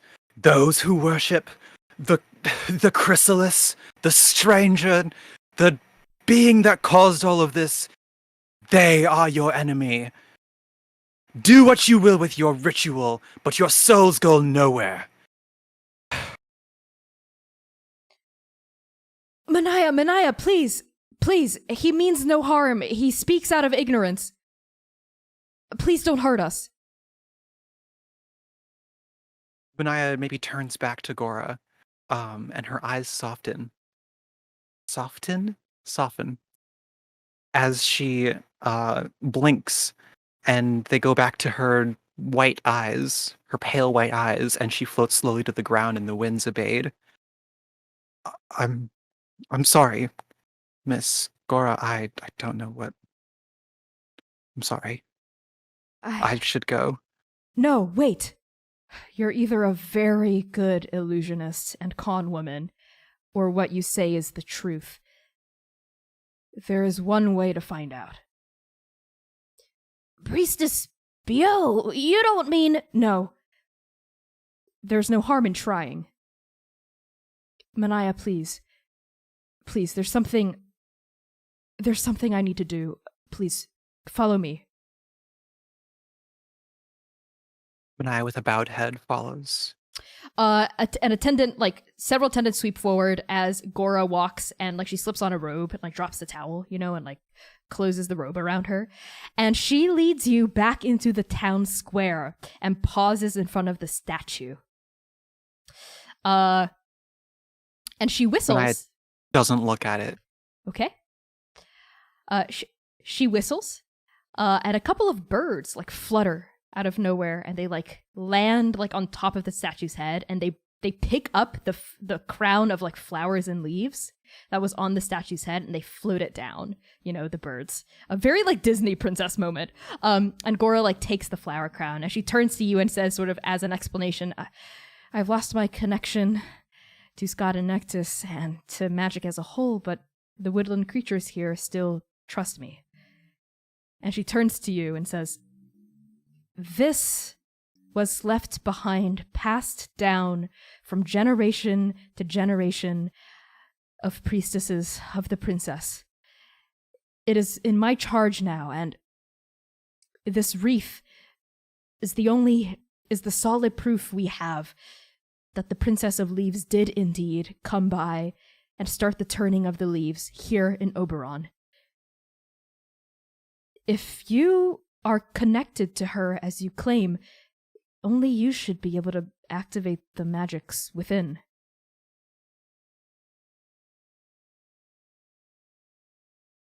Do you mind? And she starts lifting up the wreath to put on your head. Do you allow her? Is there a base to the statue? Yes, there is. Mania takes a seat there and doesn't stop her. Okay. Gora lifts this crown of leaves, mottled with summertime flowers, let's say, and places it on your head. And basically, as soon as the leaves make contact with your hair, there's I don't want to say explosion, but yeah, sure, an explosion of pollen, and a breeze sweeps out from you, right? And then we see ghostly flowers and leaves swirl around you, and finally we see flakes of snow also escape right from the contact of where the crown hit your head. And Gora staggers backward as Manaia, you finally hear the princess's voice go, "The crown!" From inside your head. And you feel magic seep down warm honey through your soul from where this crown touched you. Gora staggers backward and is looking at you, and everyone in the town saw this shit and heard it and smelled it, right, and felt it, and they all pause and stop, and they drop whatever they're holding, pots clatter and shatter and break against the ground. Kids stop running and are staring at you slack-jawed. Even a nearby cow that was being led by a farmer pauses and moos, looks at you, right? Everyone here in this town is staring at you, Manaia. And Gora goes, "It's true. It's you. She's back. The next bearer of the princess." And she gets down on her knees in front of you, and everyone in the town starts getting on their knees in front of you. Priestess Gora. And Manaia gestures next to her at the base of the statue. Come. I'm not worthy. Miss, I tried to ask things only once. If this is what you decree, then of course. And Gora picks herself off the ground and sits next to you. Manaia raises her voice so that people around them can hear her, but is otherwise addressing Gora. And I won't take up too much time, but she tells them a story of adventure on the high seas and of the seas breaking and pillars of water destroying ships, displacing the sea life, and the luckiest among them docking in the Republic of Talmud, and the adventures of 4 heroes tasked by the gods to, well, bring them back as they have been severed from Andake. She tells the story of the Raven Queen, the smallest shred of an echo reuniting, rather slotting into place with the soul it was meant to match, and the misplaced soul in that heavily scarred drow. She tells a story of diving deep to the bottom of the ocean to save her parents, stuck in a cave, lost in time, eventually freed through the power of what we thought were long extinct, the dragons. She tells a story of these heroes meeting with Atalanta, but not before mourning heavily over the death of one of the 3 parents of one of the heroes of this story, and how she sacrificed herself, and how she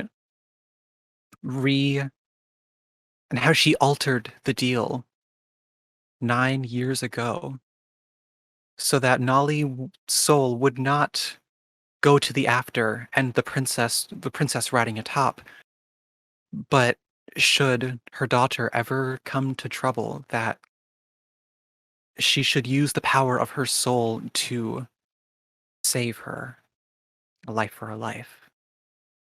And she closes this story with the now, where we are all stuck, where our souls are stuck, and that we are but one step on our 8-step journey to bring Andake back to what it once was.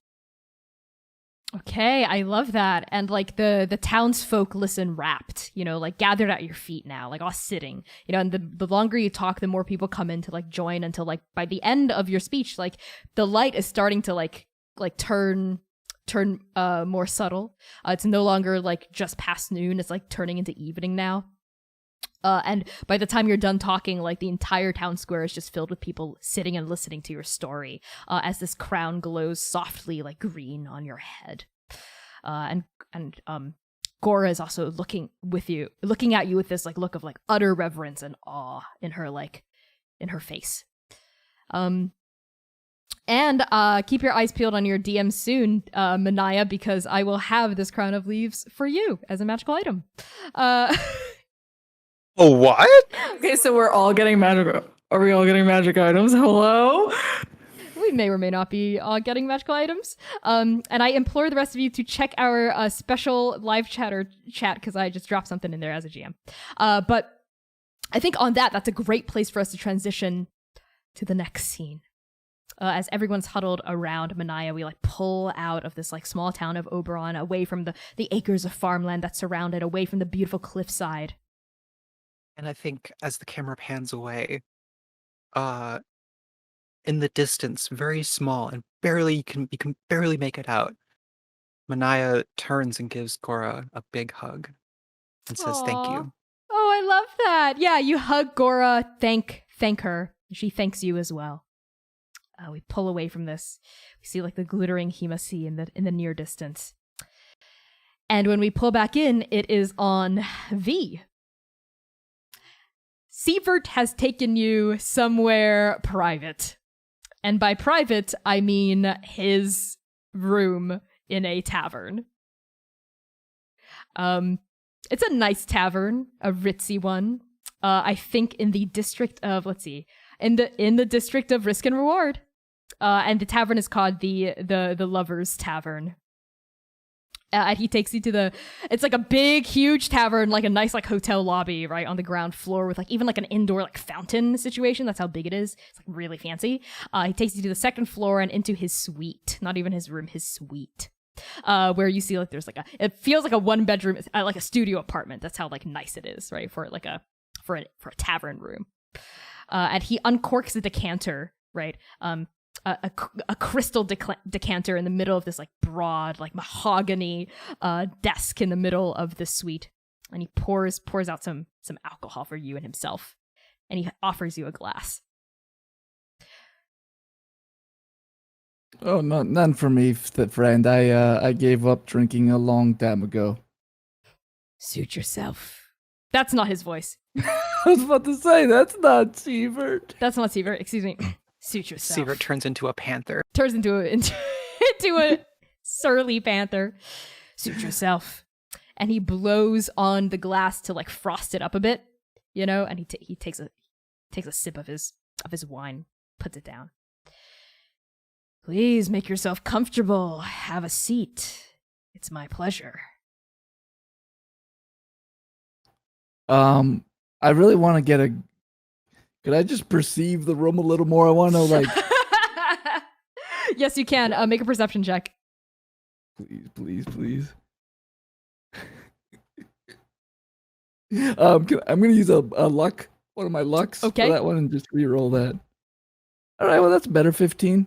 15. Is there anything in particular you're looking for, or just for like a more general description? I want to get a sense of objects and furniture in the room. Oh my God. I want to know my surroundings really good. Okay, so there's the entryway. There's the door and like a little hallway where you like can take off your shoes to your left, you know? And then the hallway opens up into like a sitting room, basically, where you are. And there's like a big sliding door that is currently halfway open to reveal a bed area with a balcony near it. And to your left, you can sort of see like a door that presumably leads to like a private privy. As well as like another like sofa and a lounge area. So you see bookshelves in the sitting room, as well as this big desk, several chairs around it, rug, a nice rug, right? And then there's the bed to the right, balcony. Okay. So friend, it's been so long since we've been alone together in a room in a tavern. It has been. Brings back memories, doesn't it? You know, I try to not think about them very much, actually. Really? Well, I wouldn't blame you. I think about it not at all. You know, for not thinking about it at all, you sure like to poke at me every time we run into each other in these wacky, wild ways. The first time we encountered each other was just coincidence. But there's a reason why I'm seeking you out again, V. Your blood. So let's just get this over with. We don't have to pretend to like each other. This is strictly a business relationship. Isn't that what you prefer? I mean, I'd prefer not to blow up this nice hotel room of a tavern, but we'll see how it goes. Listen, I'm not against violence as a last resort, but let's see if we can't be civil about this first. I know that's hard for you, growing up in a cave and all that. But do try to control your base instincts. Such a charmer you are. Where's the... Could you perhaps, just for, I don't know, 5 minutes of time, just act like you did before you betrayed me and destroyed everything I love? Just for 5 minutes. Cocks his head at you, looking at you. Where's this coming from, V?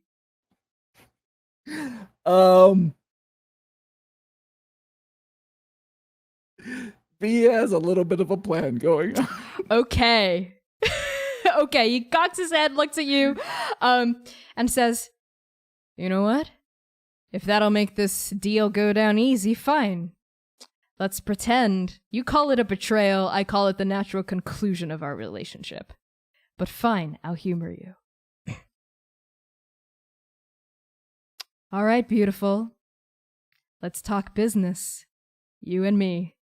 It's always you and me, V, from the beginning to the end." There's the Sievert I remember. You have the diadem. I do. And he puts the box on the table, pops it open, takes out the diadem, places it on his skull. Okay. Ask away. And then I'm going to cast animate objects. Oh my god. And, V is just gonna let's see, because based on the size of, is the bed right here too, or is this?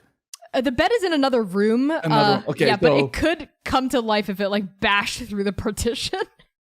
what I would like is the nice, big, solid mahogany table and the bookcases and the chairs.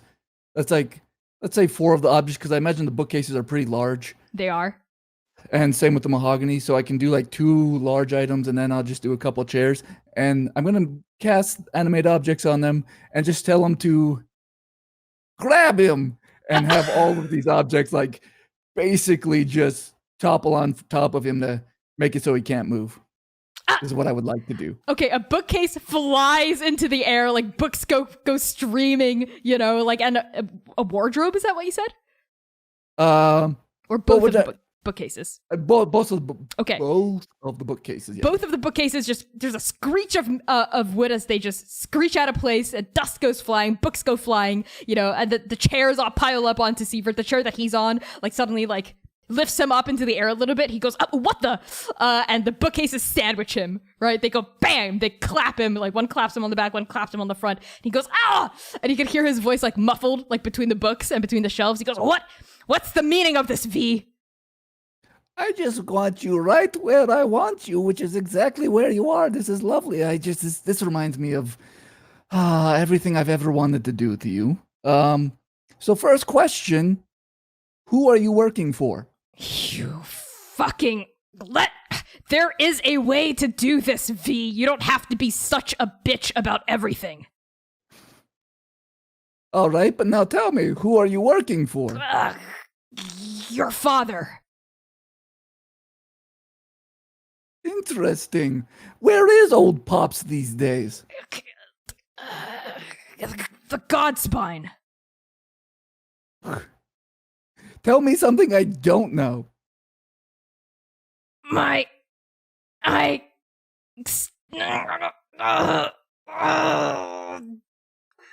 don't like chocolate.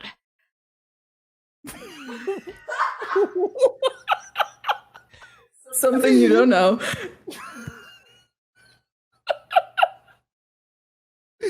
Well done. I did not know that fact. That's really good to know. God, if only I had some chocolate in here to force feed you right now, this would be perfect. No, but where in the God's spine can I find my father? The middle part. More specific, how do I get to my father, you conniving little dragon, you? He's hidden himself away in a secret cave. You need special magic and permissions to enter. If you're not part of the Chromium Order, you can't get in. Oh, where can I find Chromium Order? I am his fang. I'm in charge. Damn it. Oh, well then, I guess... that just complicates things. Well, how do... Alright, here's a question. Did you ever love me? We weren't going to... Oh, and you can see, like, the bookcases, like, shudder as he's, like, trying to, like, fight his way out, but he's still got some time on him. Why does that matter? I'm not going to answer that. I asked you the question, did you ever actually love me? Yes! Perfect. And I'll go ahead and let animate objects fall down. All the bookcases kind of fall back, and the desk falls away, and the chair on the ground. He tears the diadem off, and he gets up. What the hell was that? It was not what we agreed. I'm sorry, friend. You kind of deserved it, let me tell you. But I learned so much wonderful things about you. I feel closer to you now than I ever have. The next time I find a box of chocolates, I'm going to give them to you. Oh, don't you dare. The deal. Your blood. I don't know how I feel about giving some blood. What do you... I mean, are you trying to find out whether or not I'm a paragon? That seems to be everybody's favorite little game these days. A what? Perfect. All right, next question. The diadem is off his head. He torn it off. Would you like to try? Are you gonna mage hand it on? That's a brilliant idea. Oh my god. While he's all yelling at me, I'm gonna cast Mage Hand to grab the diadem and then plop it back on his head. Okay, are you gonna try to keep it there? As he's trying to bat it off? You're trying to Yeah. Yeah, sure. Okay, let's say that is a sleight of hand check versus his dex.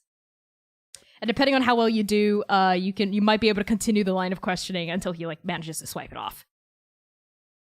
I'm gonna use one more luck Okay. point. How do I roll the exact same thing every time? Let's see. Well, that's still 15. Okay, you have bought yourself a little bit of time before he swipes it off, and he goes, "Get this infernal thing off!" And he's trying to bat it off. What are you going to do with my blood? I can't. And he actually breathes out this ice mist, right? He's starting to get actually aggravated, right? And this mist skates over the surface of the table and causes frost crystals to rime on top, and it freezes the decanter shut. I have been instructed not to tell you. You can't know. But that is... You're not telling me the truth. What do you need my blood for? It's a key. It's part of the key to open the vault. Ooh, a vault? Well, if you're making a score, why don't you invite your old friend V in to score? You know I love money. Because I can't have him love you more. And he swipes the crown off of his head and smacks it against the table.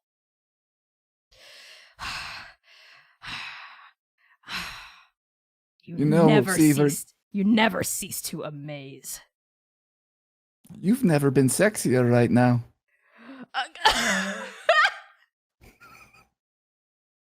Is this a charged moment?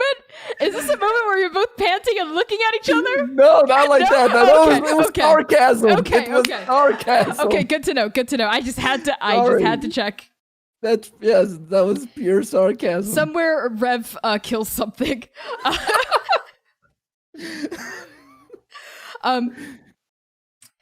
Shut up. I think I've said more than enough. Now, are you going to be a good girl and give me your blood, or do I have to take it from you? I mean, you can try to take it from me, see what happens, but I'm not giving it to you right now. Fine. Plan B, then. And Sievert lunges for ya. You mean Plan V? Oh my god. And maybe on Sievert lunging toward V, like his claw out, we cut to Oka. And I think we find you in that alleyway again, right? Yeah. I'm just gonna change mindsets here real quick. Oka, I think as Sambaya is crying against them, and Oka kind of is tearing up too. They reach their arms underneath hers and like pick her up and kind of like just like scoop her up and like cradle her against their chest. And they walk back toward the stable where there's like a stack of hay bales, I think. And their wings kind of like drag on the ground behind them, like pulling through like the muck and the mud as they like carry Sambaya. And they kind of like they sit down on this like stack of hay bales. And they like continue to like kind of let her cry it out. And as she's continuing to, like, her body, like, racking with sobs, I think this is a good time for a dramatic monologue. Fuck. Was it me? Mhm. Fuck. Of course it was. Oh no. Okay.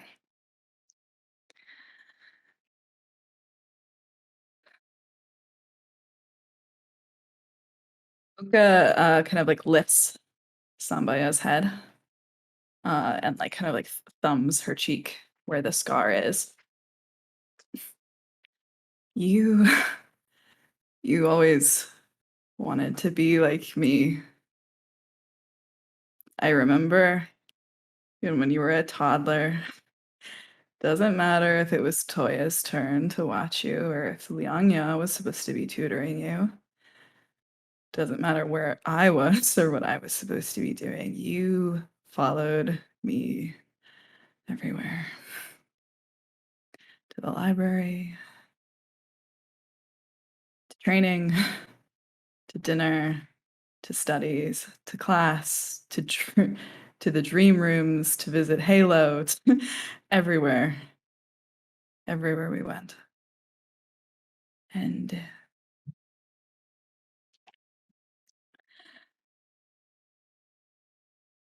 you followed me to the grove, too. To the grove. And now you followed me here. Oh, fucking Ace. I wish you never had. I wish that I had just gone alone and not let you come along, and then maybe I would just be dead and we wouldn't have to deal with this. You wouldn't have to deal with it. That Seelin would have just killed me and it would have been fine. But now look at you. Look at me. Look at the world. I'm sorry. Yeah. I'm so...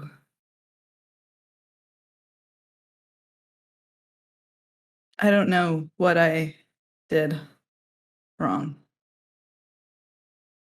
I wish I never went. And I wish you never followed me. I would do anything. I would do anything to keep you safe. Did you really come by yourself all the way out here?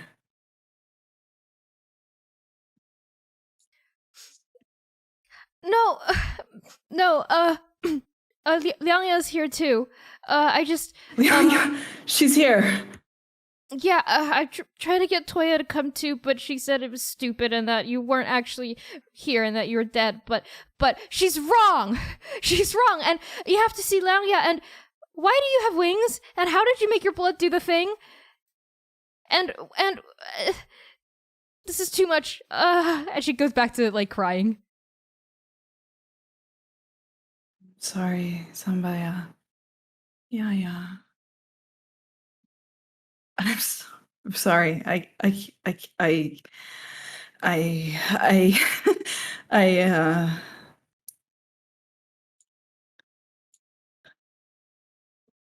It's selfish.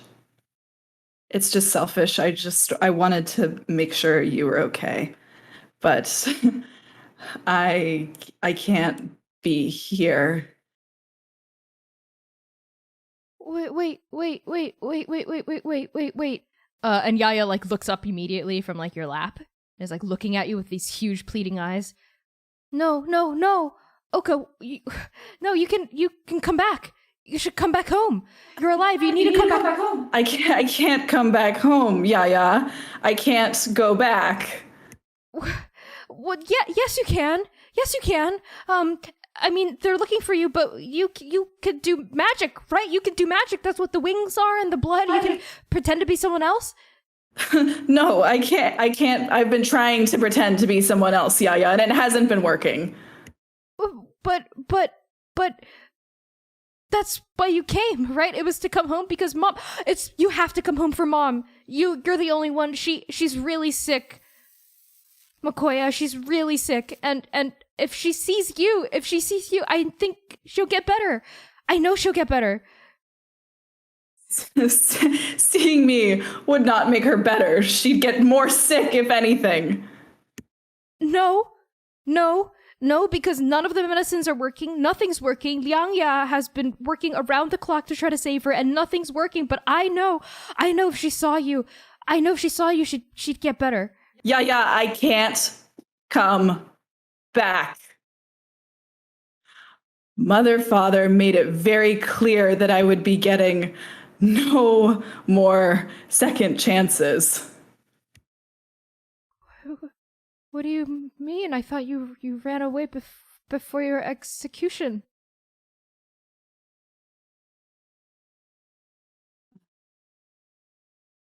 It doesn't matter. Either way, it doesn't matter. I can't come back. I can't come back. Yeah, I came to make sure that you were okay.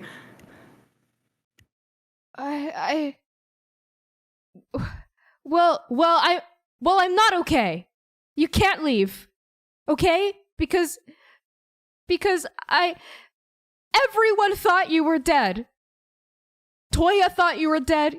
Liangya thought you were dead. And Mom never said anything, but I think even toward the end she thought you were dead too. But I never stopped believing. I always knew you were out there. I always believed in you. I was the one who believed in you when everybody else thought you were dead. It was me. And I'm right. And I was right. So you have to come back and you have to show everyone I'm not delusional. You have to prove. You have. Yeah.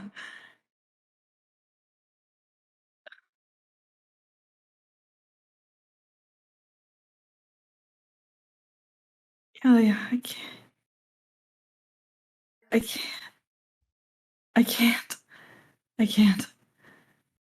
can't. Maybe you should go. Maybe you should just pretend. Makoya Hien is dead. Okay, they died in the bamboo grove.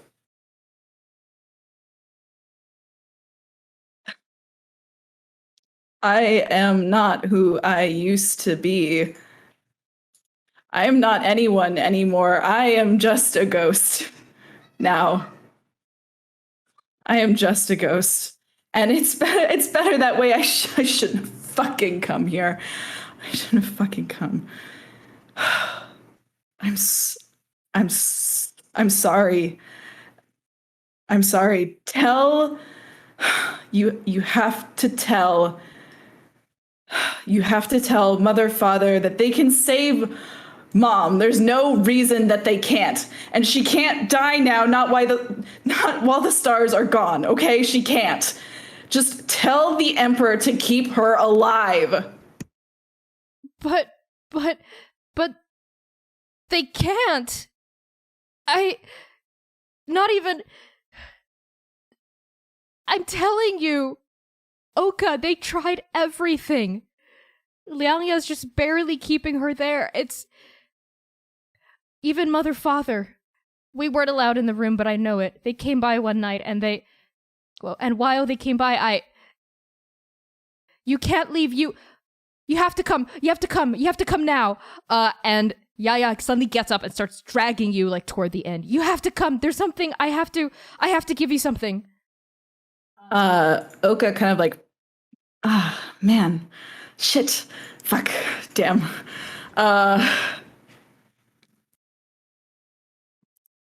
Oka, it's it's the 7-year-old desire to see their siblings versus the pain that they know that they should not be here at all.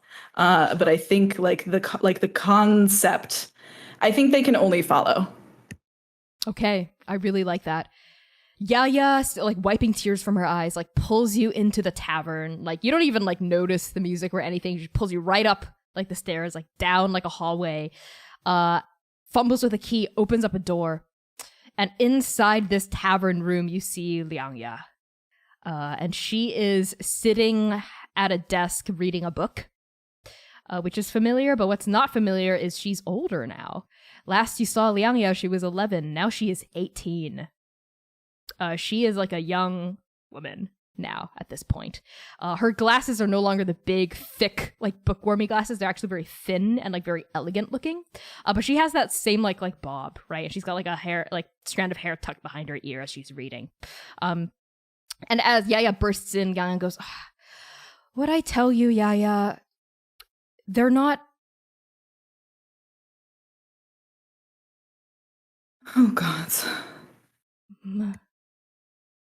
Makoya. And Liangya like scoots back, like staring at you, literally like she's seen a ghost, which like basically she has. It's you.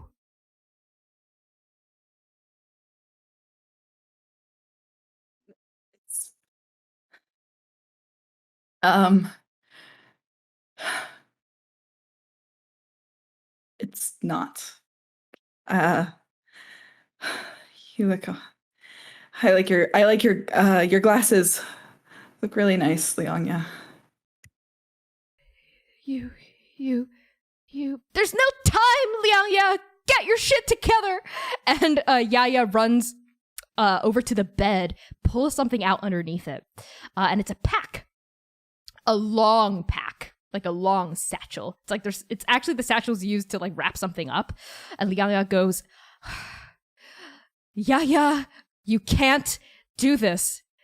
Well, screw you. What is that? It's and she's explaining as she's like unwrapping like the satchel around it and like bringing the satchel down. And she says, well, on the night the Emperor went to try to fix Mom, they had to leave their chambers, right? And, I'd been training with Master Bao, acrobatics and sneaking and sleuthing and knives, and I snuck into I may or may not have snuck into the... Yeah.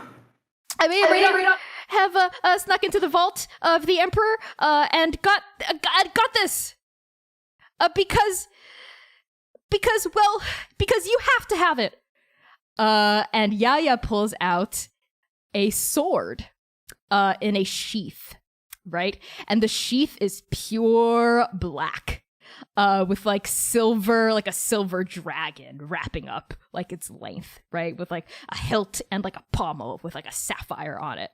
And you recognize this sword immediately because every single noble in the palace, everyone who knows anything about the Emperor knows what this sword is. This is Dream Hunter, which is the royal sword of the Tulongan Emperor, which is passed down from ruler to ruler. And it only, traditionally, when the Emperor of Tulong is ready to name an heir, they pass the title and the sword to the heir. So this is the Emperor's like private sword. It's a long sword. And Liangya just goes, sweet Mongshan Zhidi, we're all screwed. And Yaya goes, you have to have it because otherwise Prince Mo is gonna have it. And it can't be Prince Mo, and Prince Mo can't be the new emperor because he won't have the sword, so it'll be you, right? Because you're second born and you can do it. That's why you have to come back. If you won't come back for Bomb, come back for the kingdom. Should we end the session there? Yes, we should. Thank you everyone for watching. That has been Arc 3, Episode 3, Transplanar RPG. I have been your GM and producer. I am Connie. My pronouns are they, he, and she. You can catch the next episode next week, but before I do that out spiel, I will pass introductions along to Devin, who's still in shock. I can't! Ah! Hi! I think I'm Devin. I use they, them pronouns. I am the artistic director of Shout, Minnesota's trans and gender diverse voices, and all trans choral group. Check us out on Facebook and Instagram at Shout Minnesota. Join the Discord. Erica, please. I'm Erica, and I'm still processing apparently my daddy issues.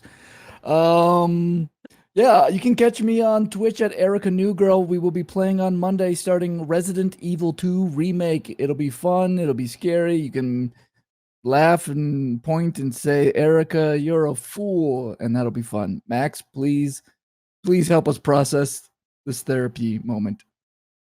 I'm Max. I go by they, them pronouns. I play Dewey Quirk, who is having, I guess, the least difficult moment in this solo session for a change. You can find me on Instagram and Etsy at Stitchmonger. I'm gonna pass it to our our lovely, filled with emotions, C. Emperor. Yes, sorry, Your Majesty. Hi. Hi, my name is C. I use they, them pronouns. I play Okahie, your local bullshit god taxi, and now heir to the throne of Too Long. Ah! Okay, we're cool. We have a whole week to figure out that. Find me on Twitch sometime. Play sharp. Okay, bye. Oh my god, okay. So yeah, for friends, we will be back with episode 4. You gotta tune in for that shit. Next Saturday, May 29th at 3 p.m. US Central Time.